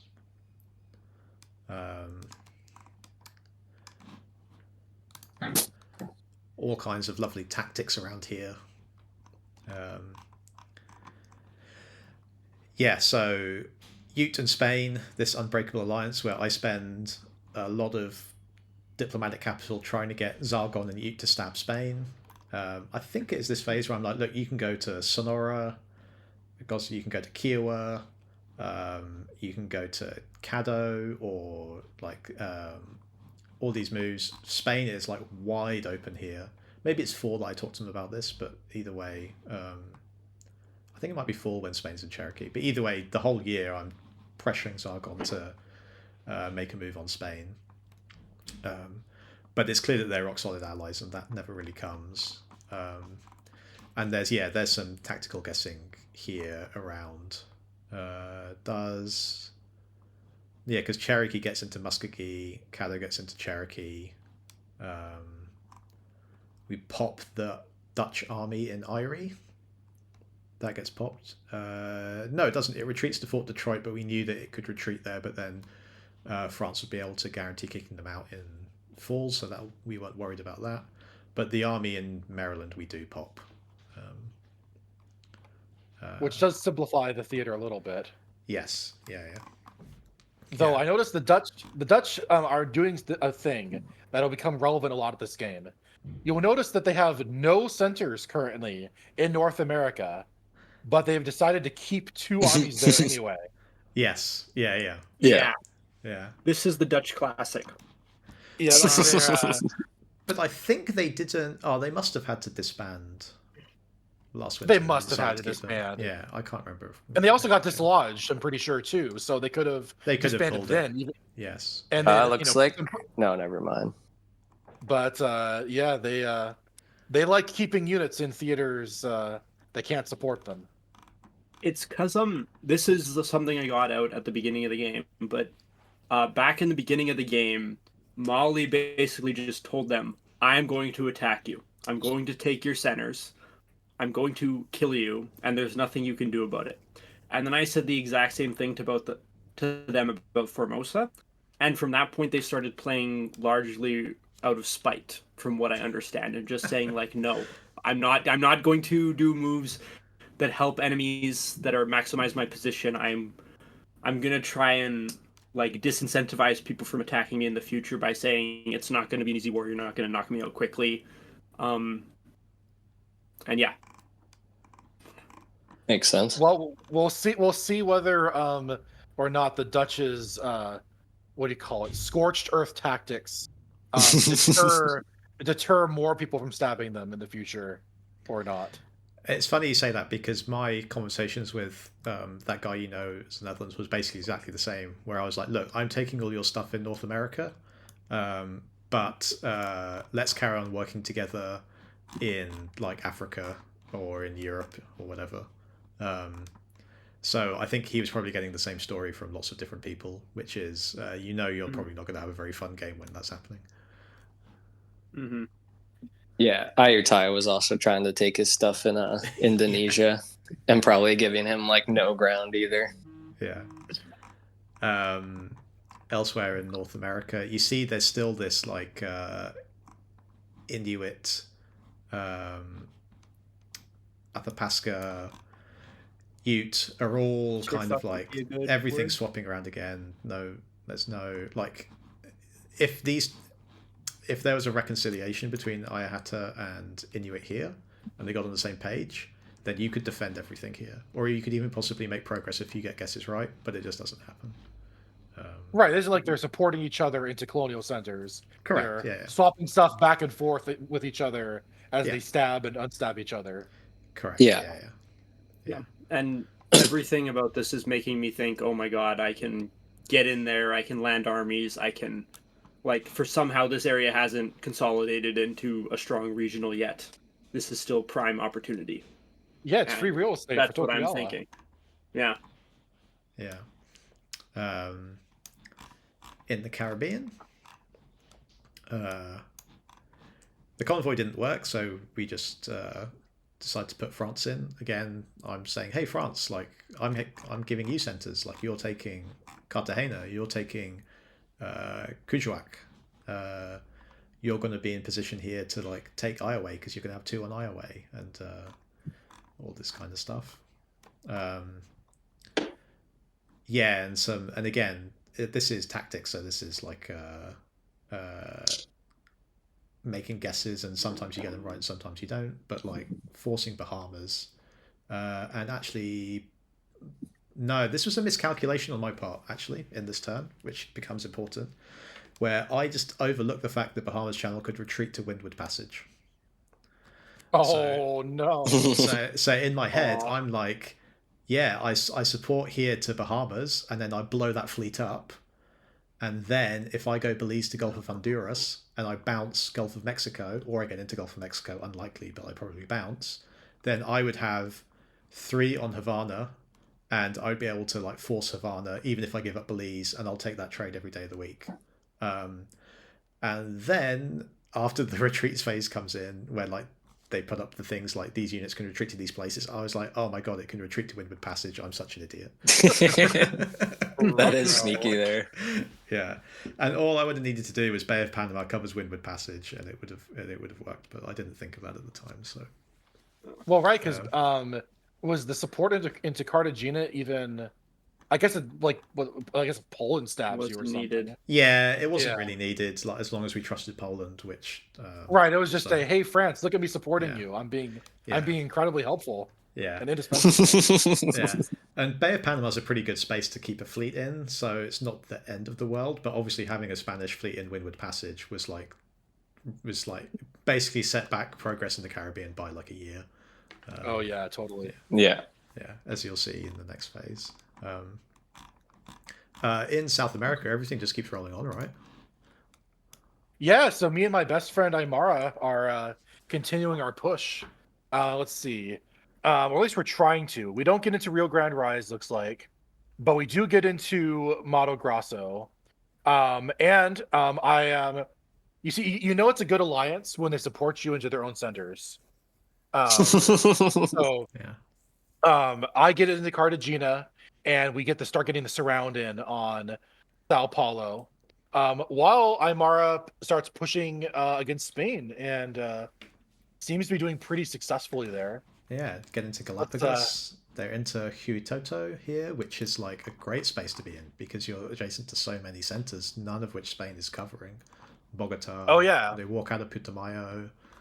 Like yeah. And since Aymara does support me into Kangwin, I also leave Cordoba. So our border is now really clean. Yeah. Like Cordoba's empty, Santiago's empty, Guarani's empty. Like we can't really stab each other even if we wanted to. It'd be like a one center stab, like on the along the front line, sort of thing. Yeah. Let's see. And then over in Oceania, my other front, because I'm playing on both sides of the board. Let's see here. Portugal basically gives up on Australia and just heads off, being like, "Well, Yes, maybe well, I'll get lucky this somewhere else." is the sub coming in, and be like, "Hey, if I leave you alone, we can be friends, right?" And I'm like, "Yeah, sure, that sounds great."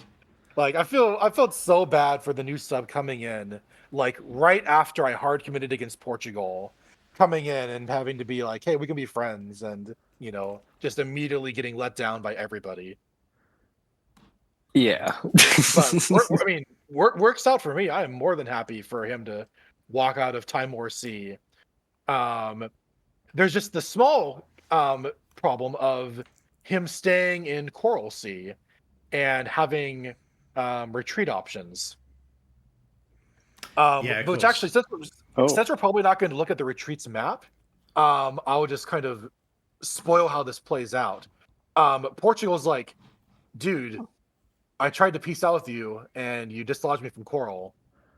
I'm going to retreat to Gunai and screw you, right? I'm like, oh no, please don't retreat to Gunai. That would be so terrible for me. Meanwhile, if you look at the other side of the map, I've just moved another fleet into SPO. So if he does retreat into Gunai, I walk into Donny and take Gunai back. Yeah. Or alternatively, let him keep Gunai and walk into both of his cores. Yeah, you just say right. fine. You keep Gunai, I'll take Danny, and I'll take Timor. Like, he does in fact retreat to Gunai, and I'm like, oh no, Where's please don't do that. Wait, how do you Where's take the both? second unit on Danny? SPO. Goes, no, you're quite right. Yes. I have a fleet in Coral Sea, and I'm moving another fleet into SPO. If you look on the other side of the map. Yeah. Danny doesn't connect that SPO though, no? No, we're just saying it doesn't border Danny, so you can't take Timor and Danny. Yeah, you can't take Timor, so you have to take Danny. But then you take Danny and also force Gunai, so it's like, yeah, exactly. Yeah, I take Danny and force Gunai, which is just as good because I don't think Portugal has any builds this turn, so he can't use the Timor War really. Spoiler: he goes I don't down think like they have any builds for the rest of the game. Yeah. But I think if you look in like Africa and stuff, they're losing quite a bit too. Yeah, because the Congo Adjuran alliance is not only working northwards but also southwards as well. Yeah. I said earlier in the so game, great. I said, Austria-Poland is like probably the most significant alliance in this game that sticks through through everything. But Congo Adjuran was also up there. They basically hard allied right from the beginning and never broke. Yeah, there were a couple alliances Yeah. I spotted early in the game that definitely impacted a lot of decisions, knowing that they were very likely to stick together.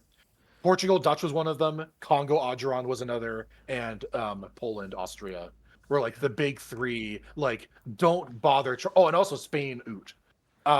There are just these alliances. I'm like, I'm not going to break these guys up easily, if ever, and I have to play around that.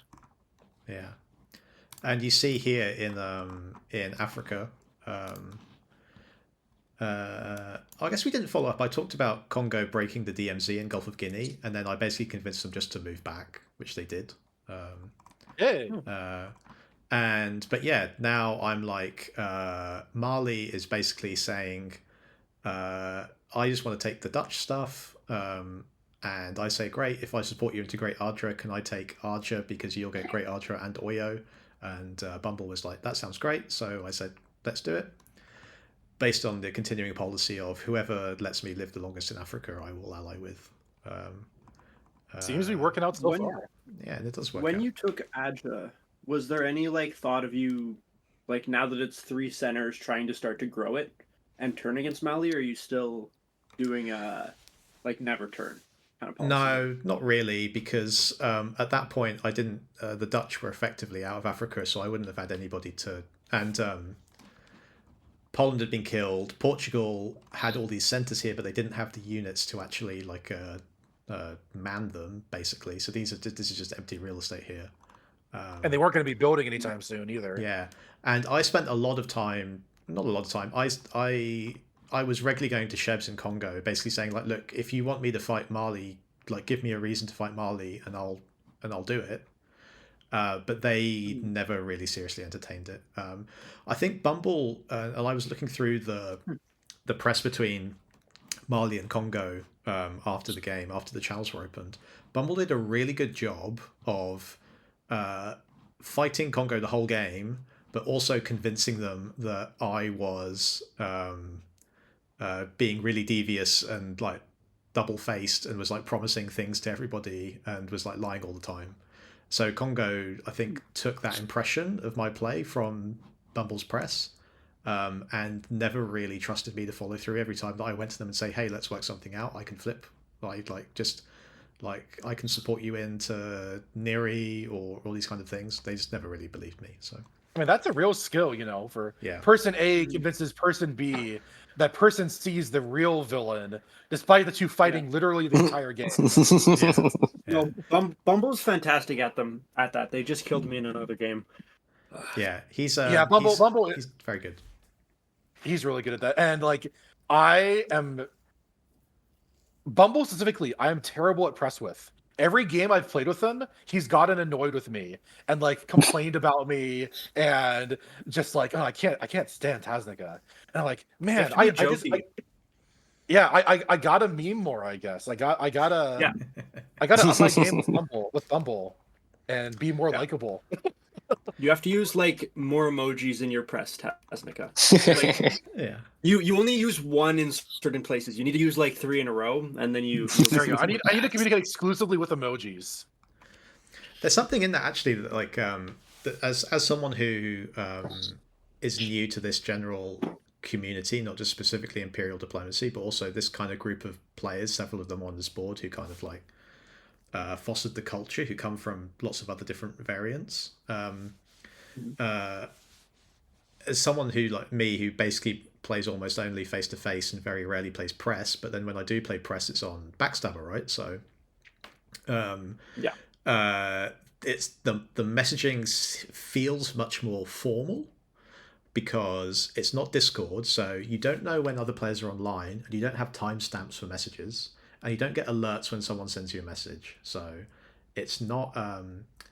When you play these games on Discord, if someone sends you a message, you get a ping and you know they're online, and you can immediately jump on and be like, hey, let's like, whilst we're both here for 20 minutes, let's talk, and it's back and forth and it's informal and it's free flowing. Yeah, it's a lot more like Mhm. intimate almost. Yeah. Yes, exactly. personal. Intimate's a good word. Yeah, yeah. For sure. And there's like emojis and gifs and all that stuff too. Yeah, yeah. Yeah. Because of the medium of the conversation, yeah, there's opportunity for that kind of like jokiness and casualness, rather than a very more traditional press format, which is like very formal. I'm going to send you 4 paragraphs where I detail all the tactical options because I know you might not read this until 8 hours later, and then they will send you the 2-paragraph rebuttal of what you sent with a paragraph at the end saying what we think we should do, and you maybe send 2 or 3 messages a phase total.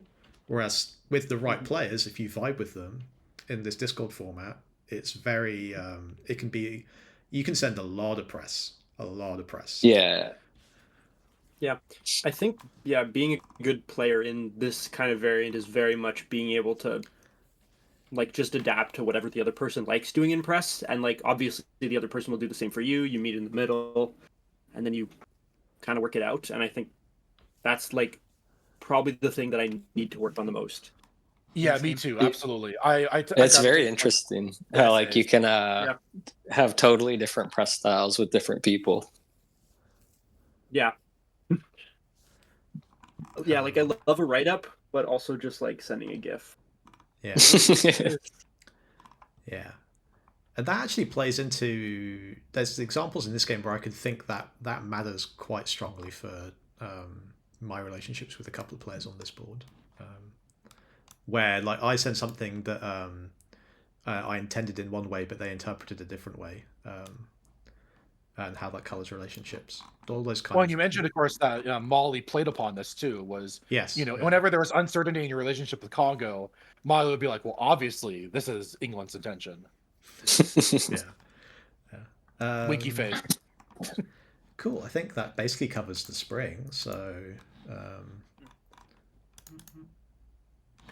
we can look at what the outcomes of that were. We already looked like in this area how basically anything that's next to a Tokugawa center has just like come off the board or just moved away, which is pretty fantastic. Ming is in a world of pain. There's so many things they have to prioritize over what they should cover. Ultimately, it doesn't really matter, to be honest. Beijing is Both obviously going Ming to fall. and Portugal. Yeah, and like Painful suppositions. yes, yeah.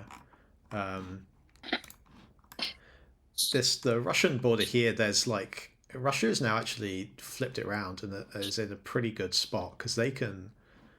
There's still some guessing though, like over Yakutsk versus taking evens back. Karakum they can obviously force back pretty straightforwardly.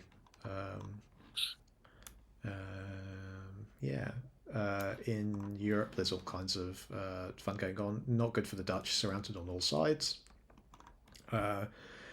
This kind of Spain-France kind of confrontation over the border kind of fizzled out. I think that's basically because this map design that we're playing on was kind of notorious for it being really difficult to attack France.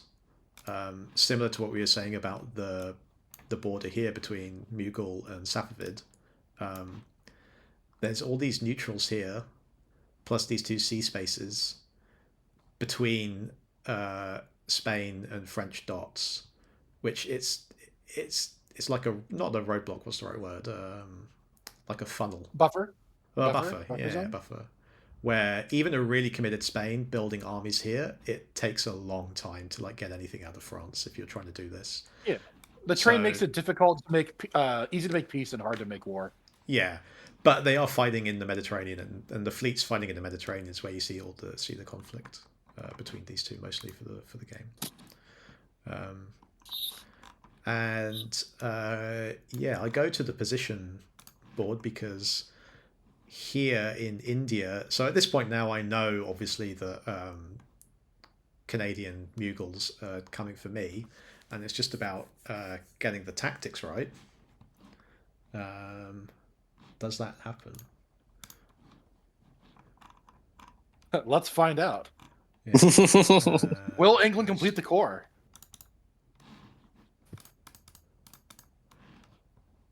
No, of course not. Oh man. Yeah. Oh no. Yep. So obviously can't defend Rajamahendri and Androcoast at the same time. So prioritized bouncing Androcoast over Rajamahendri, and then completely. What were we talking about? Like outthinking yourself. The Portuguese moves, I think. Right, because you info. probably figured, oh, Mughal is going to support himself into Rajamahendri, so I will not cover that, and instead focus on countering his counter to my moveset. Yeah, correct. Basically, Yeah. yeah. And So for most of this part in India, I think I actually had like the good level on you. Like I think you were expecting me. I can't remember exactly what it was, but I was always doing like the move after the one I think you were expecting of me. Like there was some very obvious moves like supporting myself in that Raj since you wouldn't be able to cover it. So I was like, okay, he's probably not going to cover Raj. And then I think you were going to cover Penner or something like that. And so I was like, he's probably not going to expect me to just hit Udi or Udni because you're probably just going to support it. So I'll do that anyway. And I think I did that a few other times this game, and it seemed to work like every time. Oh yeah, if you can get into the defender's head and figure out what they think you're gonna do. Yeah, oh boy. You just stay one level ahead. Yeah, this phase is obviously pretty bad for me, and then also the next couple of phases is also just like a litany of me just like outthinking myself tactically and getting all the guesses wrong basically. But yeah, credit to Canadian because it takes two to tango, right? One person has to get everything right in order for one person to get everything wrong. In Asia, the destruction of the Ming is almost complete. They hang on to Suzu, but yeah. Yeah, just help Ayu in here. And then I think the next turn he was agreeing to help me into Suzu or something like that. Yeah, which makes perfect sense. Did either you or did either of you guys Meepstir or Canadian, did you know that Portugal was getting Nanjing or like No. I think I only started talking to Portugal after he got into Nanjing. Yeah, I don't think I was aware of this. Yeah. But maybe Ice Cream should have been worried. No, that was I mean, maybe I should have been worried. I don't know, who is it that said something about the prisoner's dilemma here? I think that was Tasnica, but yeah, very apt. Yeah. So yeah. We talked about it afterwards, and both of us thought the other person wasn't stabbing this turn. This was entirely both of us wanting to kill the other person. We had a chat at the end, being like, "Oh, I'm just happy that after this turn we're going to be able to go back to being allies." And I know it's been a bit rough right now, but like we're almost done it, and we're so good, and we're going to be so back. And both of us have walking into multiple centers. I think Ice Cream's the winner of the trade here, tactically. What I was thinking here is I'm thinking Ice Cream covers Sahalian. And if Ice Cream covers Sahalian, I get into Curl C. In spring, I can support Oriental Sea into Sea of Tartary, and then I can blow up his one remaining fleet, while also having Nifis. And then his position just collapses. So that was the idea. But as you can see, he was having other ideas, like breaking my core on Chuck, just so I'm never going to be able to get that easy convoy into Alaska. I misread. Do I misread Ute, or what's going on with Koryax? Why do I tap Koryax? I guess you're just worried about this fleet here. I just tapped Koryax, unfortunately. Could have done something else. That's an Oot fleet, right? Yeah, but it's going to Halmahera. So yeah, I think okay. So this is 1644. Yeah. Sorry to interrupt. I don't think I realized until like about 1646 or 1647 that the Oot had a fleet like over here. Like, completely missed it. and I think every time I I- saw that fleet, I yeah. thought maybe it's a Qing fleet or something. I don't know, but like, yeah, I know Zargon was very happy about getting a fleet into Indonesia. yeah, I do think it was really overextension though. Like it was a really difficult position to maintain. And it is a difficult position to maintain when it's like at that kind of corner position where you have a bunch of people surrounding it. Anywho, you can see I'm really upset about this Taiwan move this turn.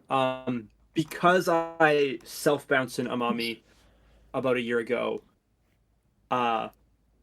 Ming no longer trusts that I have their best interests at heart. They think that I'm just basically going to use them till they're dead and then discard them, which I do not like to do. I do actually like to keep my vassals alive, as Tasnica will find out later. But Ming does not go for Formosa.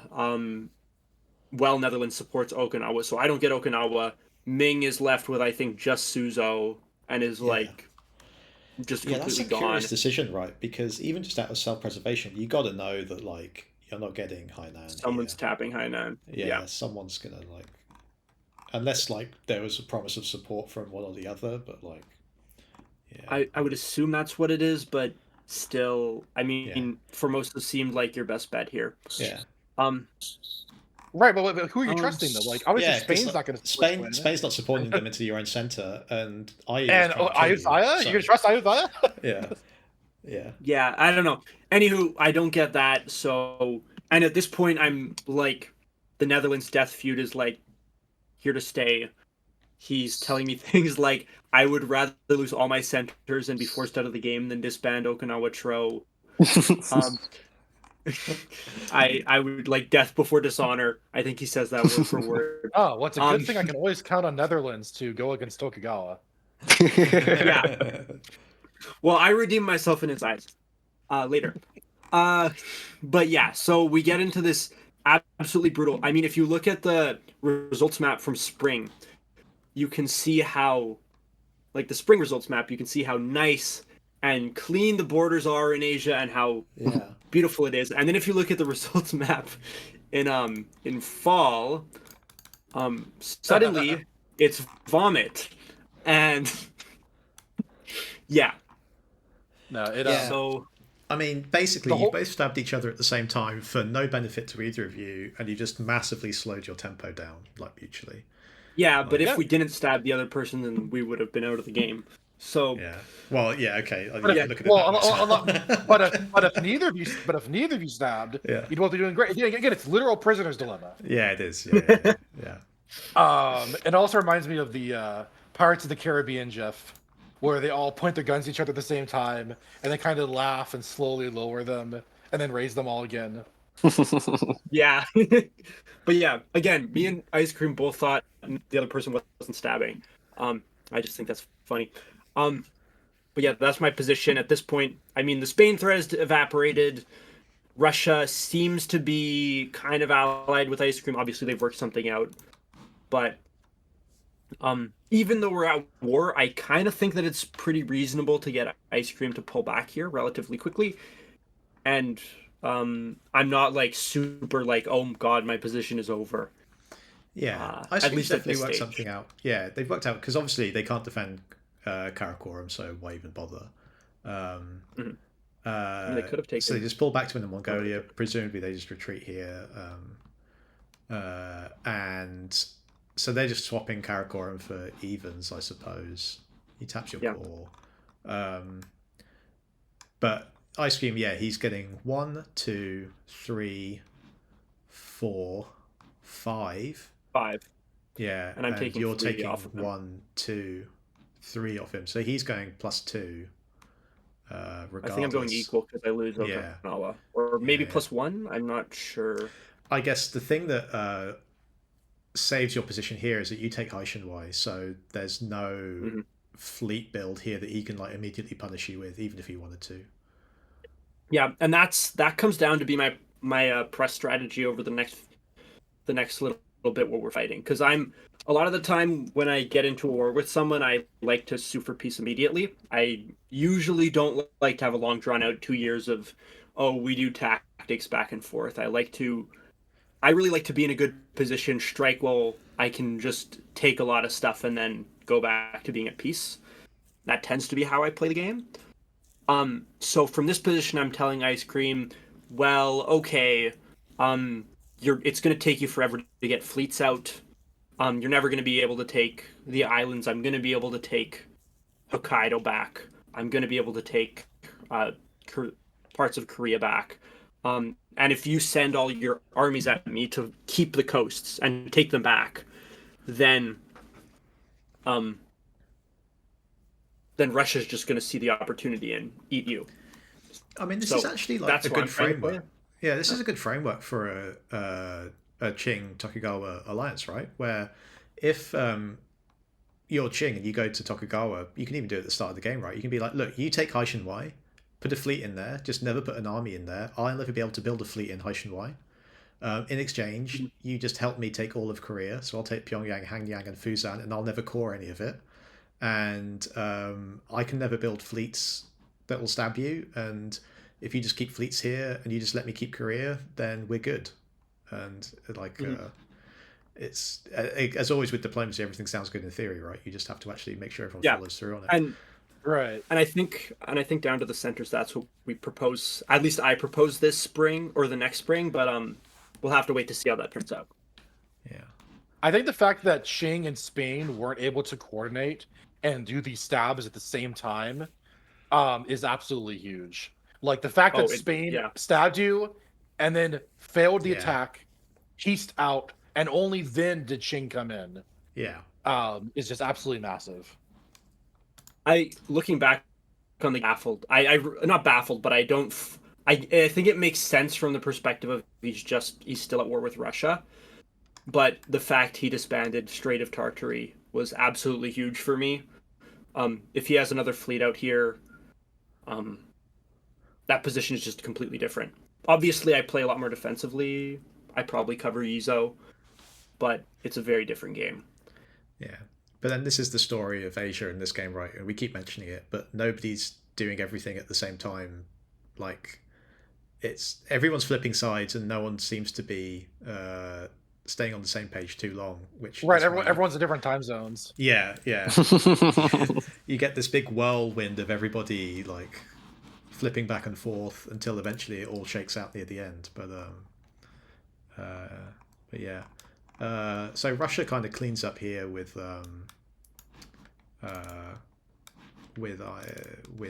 Qing. This is the Russian dream. Qing and Tokugawa stab each other. Yeah, absolutely. Yeah. Plus, Safavid puts them into Trebizond, and they backfill Tbilisi. Safavid gets into Durban, but I think you take that swap every time if you're Russia, because Safavid's your ally here. Although they do take Turkestan.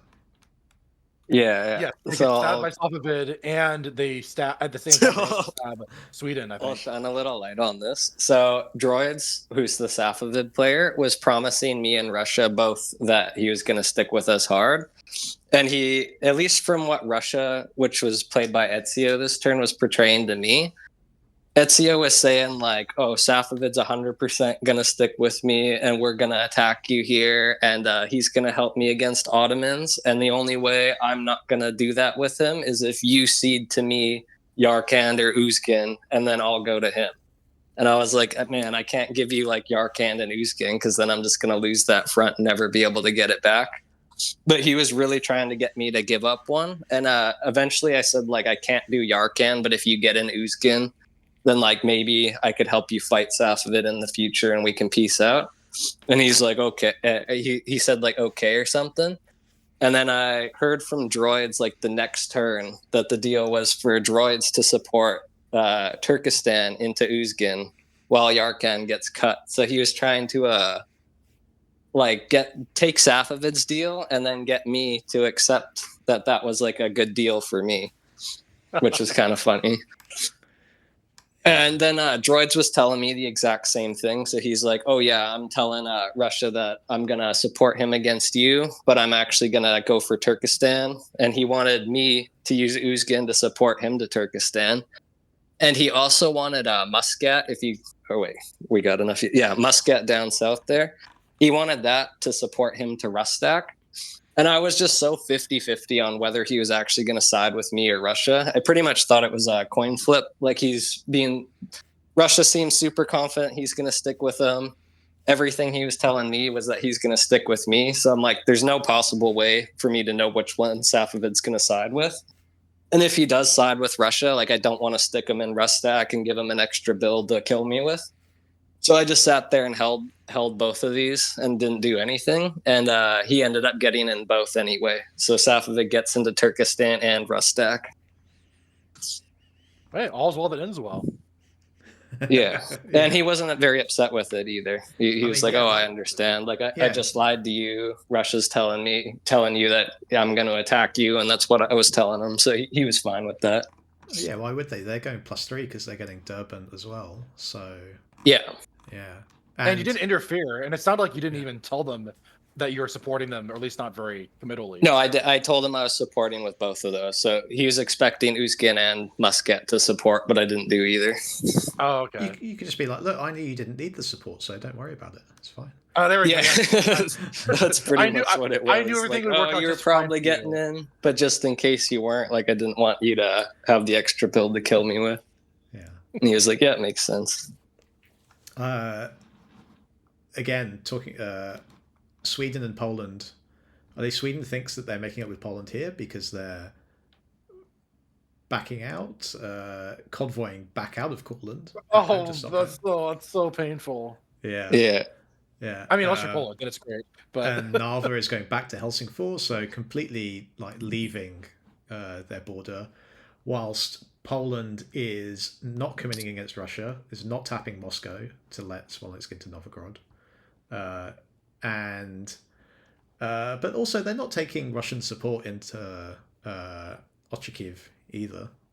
But these armies heading back, and also the Dutch supporting Lubeck into Copenhagen. So very much Sweden thinks that one deal has been made, but Poland has something else on their mind. And this is the turn that Russia they try to support Bergen into Sweden. They do the thing. So they guess that Sweden's going to bounce themselves in Christiana. Yeah. Yes. And so they try to support them in and walk in behind them. Yeah. Which would have been super cool. Yeah. Sometimes you look like a genius. Sometimes you look like a fool. But I mean, it's no bad for Russia. Anyway. They're picking up Trondheim regardless, and Bergen is just like it's a bonus. So. Oh yeah. Yeah. I just, it was one of those moves I noticed. So I tried to I press everyone like every turn, even as Mapuche, and a lot of people don't respond to me. But one of the few times I actually got the Russians to respond to me was when I noticed this move, and I'm like, oh, that would have been fun. And that was like, yeah, it really would have been. I guess they could have, like, the other guess is the obvious one is like Norwegian Sea to Trondheim and Trondheim to Christiana, which would have worked. But I mean, yeah, it would have. Yeah. What's going on here? I think also just a funny thing to note. This is the 4th time Turkestan's changed hands already. Yeah, we'll when we do the video, I'll edit it and I'll just have a little thing in the bottom right hand corner that ticks up every time Turkestan. Oh gosh, it's like the Romania and Belgium of this game. Yeah. I'm trying to remember, what is 1C doing? Oh, 1C is supporting Bonn into Utrecht. Yes, yeah. Because Austria wants their coastal center. Yeah, so I think it's just the easiest way to, because hopefully when Ambrose just joins us for another video, my relationship with Austria was pretty straightforward throughout the entire game. It wasn't like a warm relationship necessarily, but it was a pretty much like, I'm doing this, what are you doing? And he's like, I'm doing this, and it's like, good. And later on in the game, you'll see that we engage in some fighting around the lowlands, and we swap some centers, but it's basically a couple of times I told him, look, I know you're attacking me. These are my moves because I can guarantee this, and then you guarantee that, and we both stay level. And he's like, fine. So this is like the beginning of that kind of move set there. Yeah, and trying to help France into Nantes, but obviously France taps Iberian current, so they get back in. But Nantes has a very annoying retreat to Normandy or Orléans, and as mentioned earlier, the Dutch like keeping units on the board to be annoying to other people. And yes, more stuff around here, but Porto is held because Lisbon is tapped. The correct moveset here would have been Lisbon to Porto with support from Galicia. Seville covers Lisbon, but also that's a guess as well, depending on which way around Portugal does it. So, right, it's easier to win the tactics if you know what your opponent's doing. Yeah, of course. Yeah. And Spain does get the unwanted support here. Guess right by supporting Savoy into Marseille, and Liguran Sea holds, which I guess is just because you want there to be an army in Marseille so that they can't build a fleet there. It prevents a build, and also just kind of, I don't know, makes the French position more moves favorable. them a bit further away from Austria, so like yeah. Spain can build in Barcelona now if they have builds. Yes, yeah. And also, I guess Marseille can be cut by Gulf of Lyon, but the army in Savoy can't. So there is a benefit to having that army there. I think mostly because you don't want the French fleet to come down is the reason there, I would guess.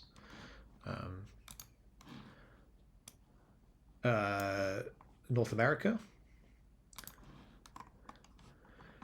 So we do the moveset where we guarantee taking Cherokee back, putting France back into Cherokee, and we also guarantee Fort Detroit. The only place that the Dutch could go is Illinois, and which obviously we don't really mind if it goes there.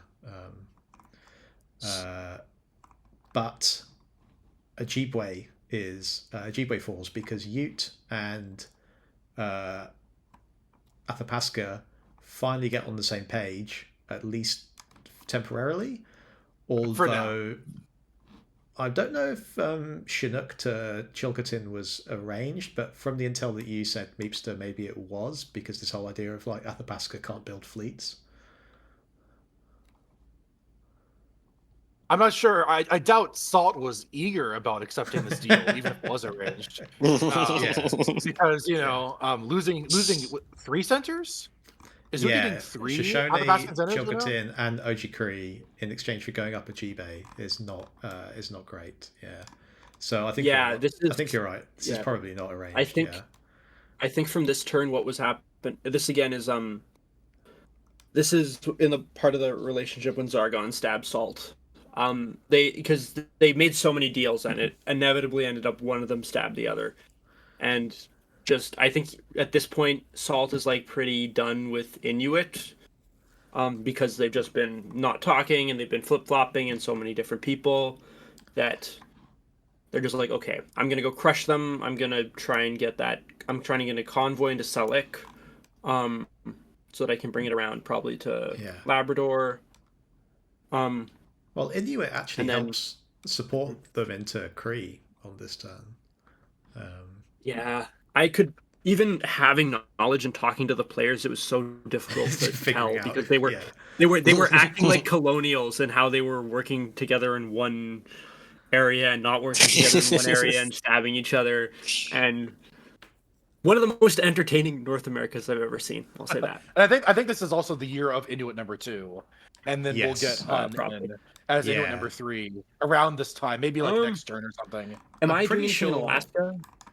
I'm pretty sure that whoever this Inuit player is, whether it's the second or sub or the third sub, I just tell them I'm going to Arctic Ocean, I'm going to equal it, bounce me if you want, and if you don't, then do something else, I don't care.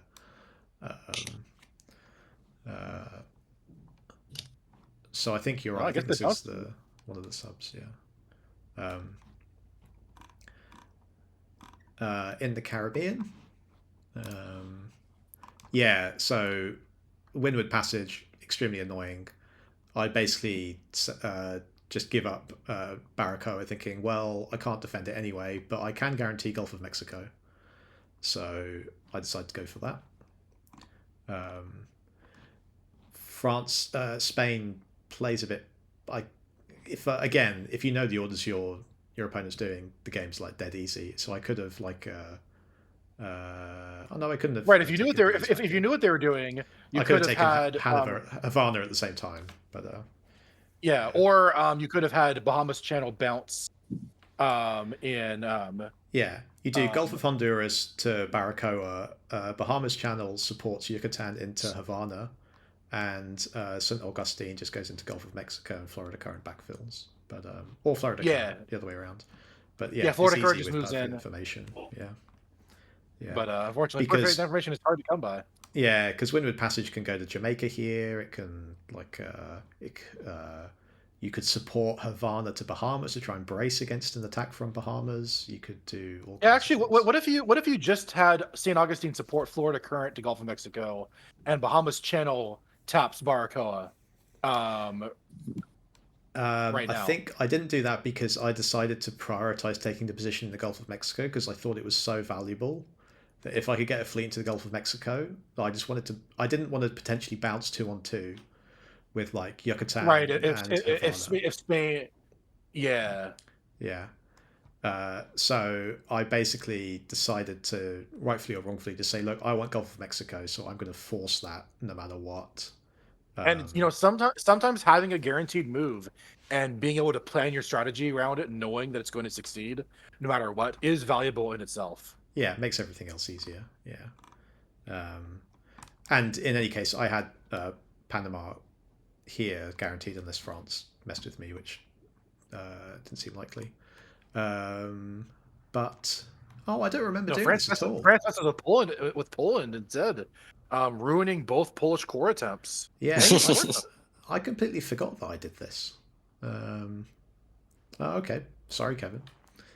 Yeah, sucks to be Poland this turn, I guess. Ouch. That's rough, buddy. Yeah. They lose Africa too. Yeah, Kalina and Cayenne. Yeah. So go down 2 there, but then they get Cartagena, so they're kind of like level, you would say, in the Americas. +1 here. They get Nantes back, so they're still growing, but it's like slow. In South America on this turn, again, more progress really. It's this there are centers that change hands. Aymara gets into Quito, gets some guesses right. But lose. Yes, I remember this was really important. But Quechua into Axura. Yeah, so Aymara cannot build any fleets this turn. Yes. Despite the fact that they just got 3 coastal centers off of Spain, all at once, but they lost their only coastal core. So they are forced to build armies. Not that they have many builds, I don't think. Let's see, they go up 3 but lose 2. So I think they get 1 build. Yeah, because you're swapping Karangi here with them, so.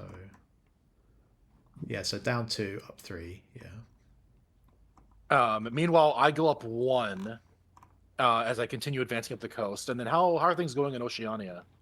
Yeah. Again, this is like it's like a pick your poison, right? But Portugal prioritizing defending Rio de Janeiro with 2 is interesting because there's only 1 enemy unit next to it. So in theory, you could just bounce that with Sao Paulo, but then I guess it's a guess between which way you go, because Mato Grosso could go to Sao Paulo, expecting Sao Paulo to go to Rio de Janeiro. Yeah, I think basically I guess Rio Grande needs to tap to stop Sao Paulo being at risk. So so there is tactical considerations for sure as to why they would do this move set.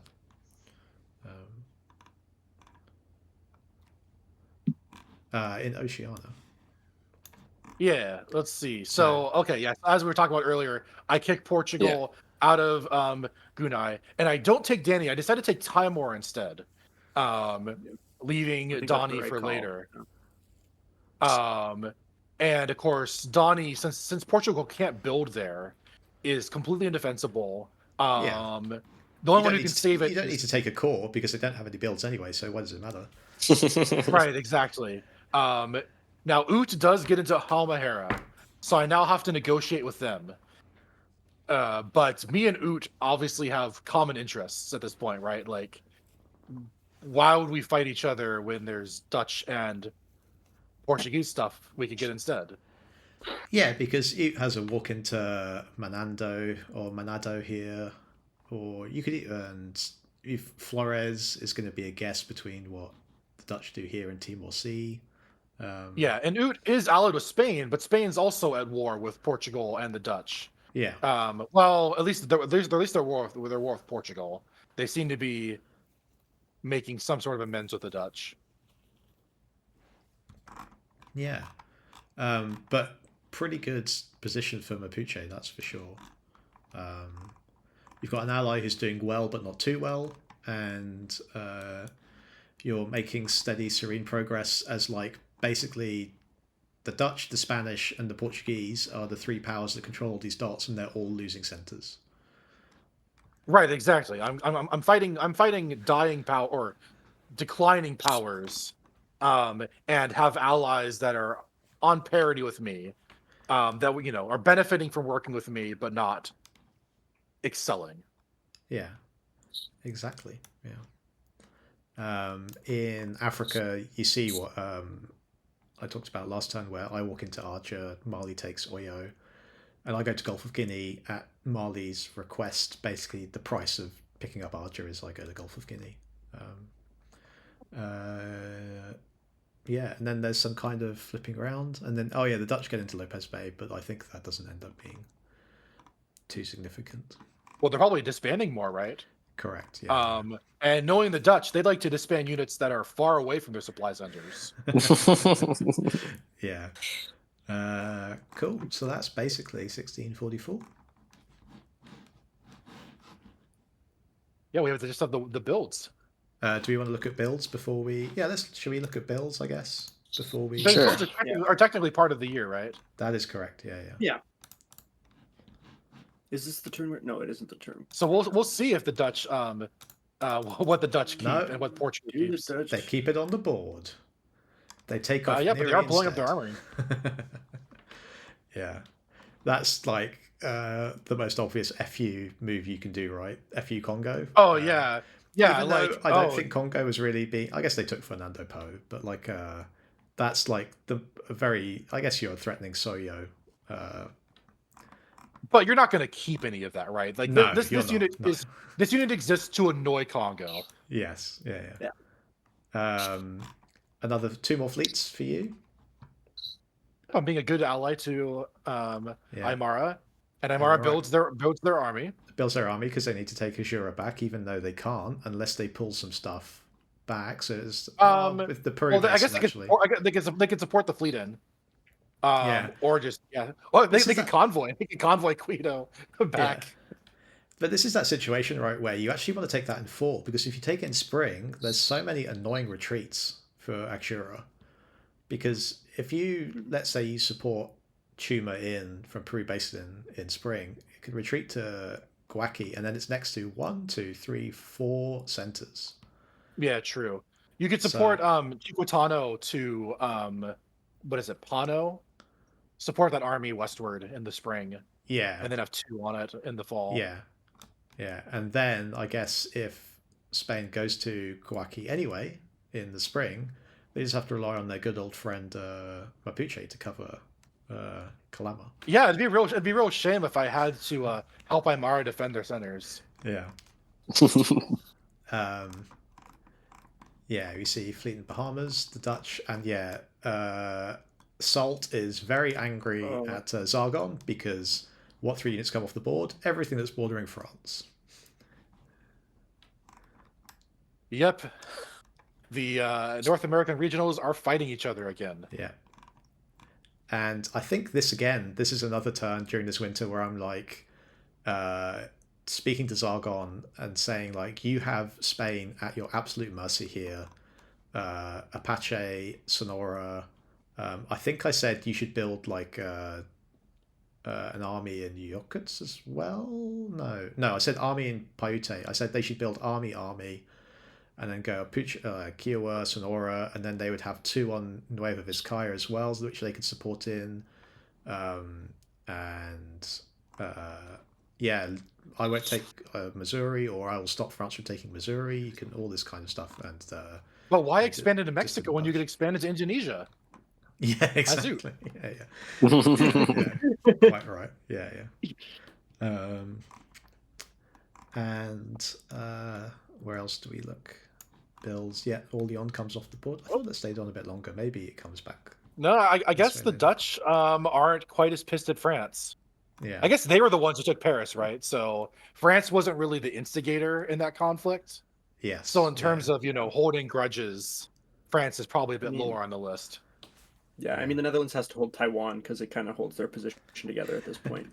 So yeah. Mali really wanted me to put another fleet down in Cormantin, but I didn't. I think I only got 1 or 2 builds this year, if I remember rightly. Yeah, because I put 1 in Bahamas. I might have only had 1 build. I think I only had 1 build. So I remember that being a bone of contention with Mali. It doesn't end up mattering too much, I don't think. All right, because you were helping France a bunch this year, so yes, you didn't actually grow, as you always. didn't grow very much. Yeah. France is building 1, 2. I think they are. I don't know if they build a 3rd. Fleet Port Royal. Fleet Port Royal is yes, is sus. Yeah, it is indeed, and I think next year is a pivotal year in England-France relationship. Safavids. Did Safavids go +3, but they only built 2? Did we miscount? Because they took Durban, Turkestan, and Rustak, right? Did they lose one? Did they? They lost Keshem to Portugal. Keshem. Okay. Oh, yeah. But then Portugal blew it up, so they have builds in the bank. Yeah. Basically. Did he? Okay. Yeah, Portugal just blew up 2 fleets right in in the Persian Gulf area. Safavid 10. Yeah, so I think they only went +2. I think you're right. They lost Keshem. Yeah. I think this is the stage where I start going to Safavid, Russia, Qing. I had to what are we going to do about Mughal? Yeah, because Mughal's going to explode if they take all of India. Because basically, if nobody else fights Mughal, or at least if Safavid and Ayahata stay allied to you, then this is just a matter of time that you're going to take these dots in India off me. There's I can get the guesses right and put up resistance, but ultimately I can't hold on to anything if you commit to fighting me here and I don't get assistance. And so yeah, this was a big starting to go around and asking everybody what are we doing about Mughal? They don't have any enemies and they're going to be on 15 very quickly. Yeah. So also my overall strategy there was I wanted to try and wipe you out as quick as possible, just so I could free up all those armies and all the fleets there and start convoying them to other places, either to Safavid or Ayutthaya, and then push down into the Indian Ocean and try to expand there. So I was really trying to take you out as quick as possible. Yeah, because then you free up all these units, and then you're then it's game. And I knew they were going to be scared of that too. Safavid, I know mentioned that a few times, that he was going to be worried when I did finish you off. Yeah. Fleet Ahmedabad. Army Ahmedabad. Did you think about putting a fleet down here? Either here or in you don't need one for do you? So I think this was something Safavid asked me not to do it or something. What I was planning to do here was I was looking at stabbing Safavid the next turn because I felt like I couldn't really trust him anymore. He was just trying to make deals with me and Russia so much, and he already flipped on me and then flipped on Russia. I was just all right. When I originally made the alliance with him, I thought we were going to stick a lot tighter, but I just felt like I couldn't trust what he was telling me, and I couldn't trust to actually commit moves with him. So I was all right. I'm probably just gonna like move Kabul, Uzgen, and Delhi and Ahmedabad to the west, and then see if I can get a good stab on him. I think I started talking to Russia about it too. Like, I was like, "Oh, he just stabbed you. Like, why don't we go for Turkestan and Bukhara, and I'll move into Gore and Sindh, and we'll try to hit Herat and stuff like that. I'll use Muscat to kind of screw with them, but I'll probably lose that eventually." Yeah. I think the 2 fleets I had down to fight you, I think, was enough for now. Like, I don't have as much space to do anything more with just the 2. Yeah, because I guess if you put another fleet down, like, Yeah, like you Lac only of have the Yucatan one is only to counter doing- me. Yeah, exactly. Yeah. And The other option would have been to do the fleet and go to Gulf of Oman with it, just to hold Muscat. But I felt like he already outnumbered me in that area, and Muscat's just on borrowed time. yeah, and I guess maybe, like you say, you want to concentrate on killing these units before you start thinking about taking Ottoman stuff or maybe like East African stuff. Yeah. So that wasn't a long-term idea I was looking at. Was I always did wanted a convoy over to like Arabia or Africa for like long game and centers. Yeah. Ice Cream 2 armies. I guess he can't. I guess apart from Fleet Shengjing, he kind of was forced to do that, right? So, but still. Yeah, it's and I'm not even sure Fleet Shengjing is better for fighting me because then you can't. No. Yeah, it takes so long to get anywhere useful. Yeah, so this is pretty much as during the break here. I remember this because of Valentine's Day. He just kind of tells me I'm trying to convince him to go with that. You get Korea, I get the coast. We both go our separate ways. You attack Russia. But I make one of the classic blunders, and I tell him that if he doesn't do that, I'll death war him. And he doesn't take too kindly to that. I think that was probably a blunder on my part because no one ever likes to hear that. And yeah, so we end up in a situation where, at least for winter, and this continues into spring, I believe, of an active war where we are fighting. I had to sneakily 3 builds here. They're in this tough spot because they've got dots, but like Mughal is their key ally, so they can't really do anything there. They're not. Look at all these Dutch fleets that are allied around here, so it's difficult to make progress against the Dutch unless you get assistance from somewhere else. And Spain and the Dutch just supported each other. Correct. Yeah, flipping Spain against the Dutch seems like it's going to be really difficult. And of course, Portugal and Dutch are best friends. Yeah, and do you want to start a war with the Qing here? And like, can you even prosecute it if you do? Like, it's they had a good turn, but like their future prospects seem pretty hemmed in.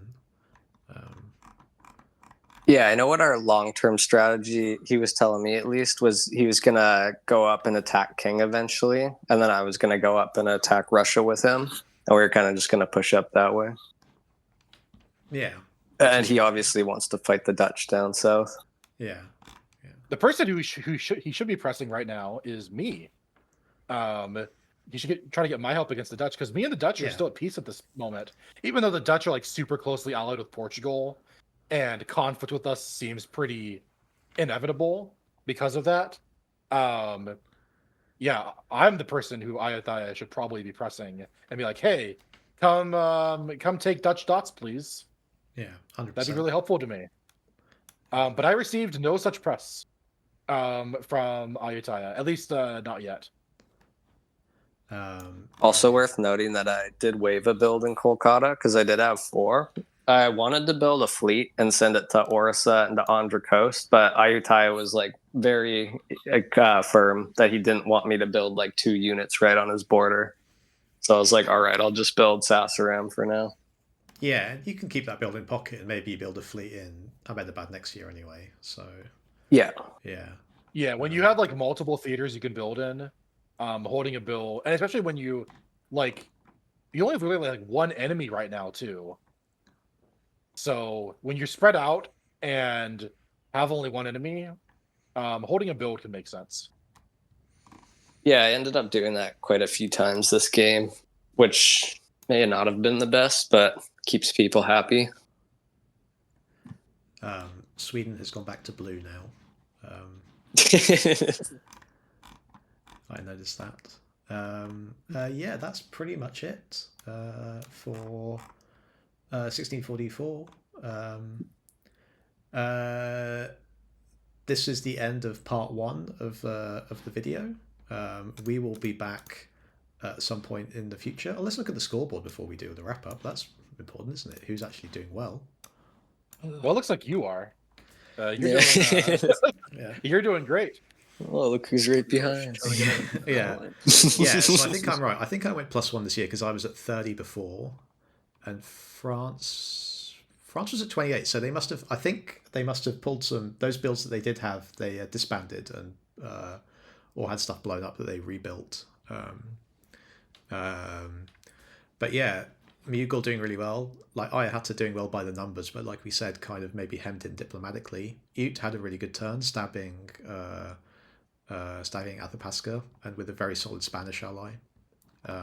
Yeah, you notice that the top 6 are all pairs of alliances.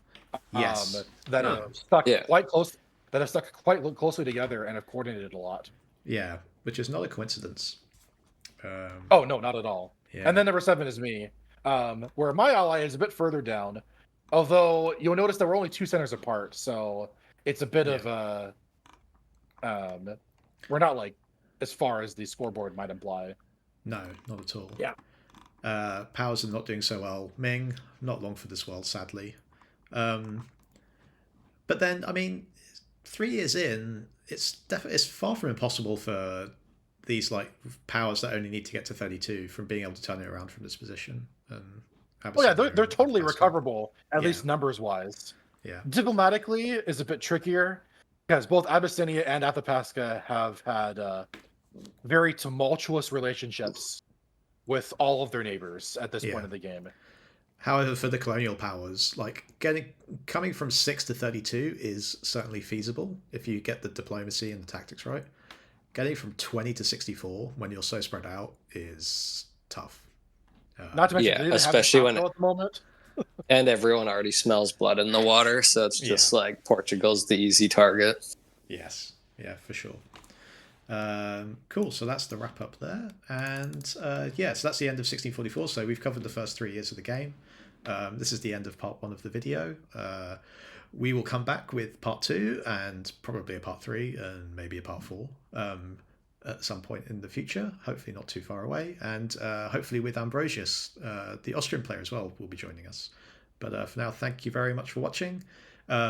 Links to Imperial Diplomacy, the Discord, if you're interested in playing, or if you haven't seen this variant before, will be in the description of this video. So click on that and come and join us and maybe play with us next time, and you can stab us and lord it over us and tell us how all of our analysis is wrong and we're terrible players. And hopefully that's what happens. So thank you very much.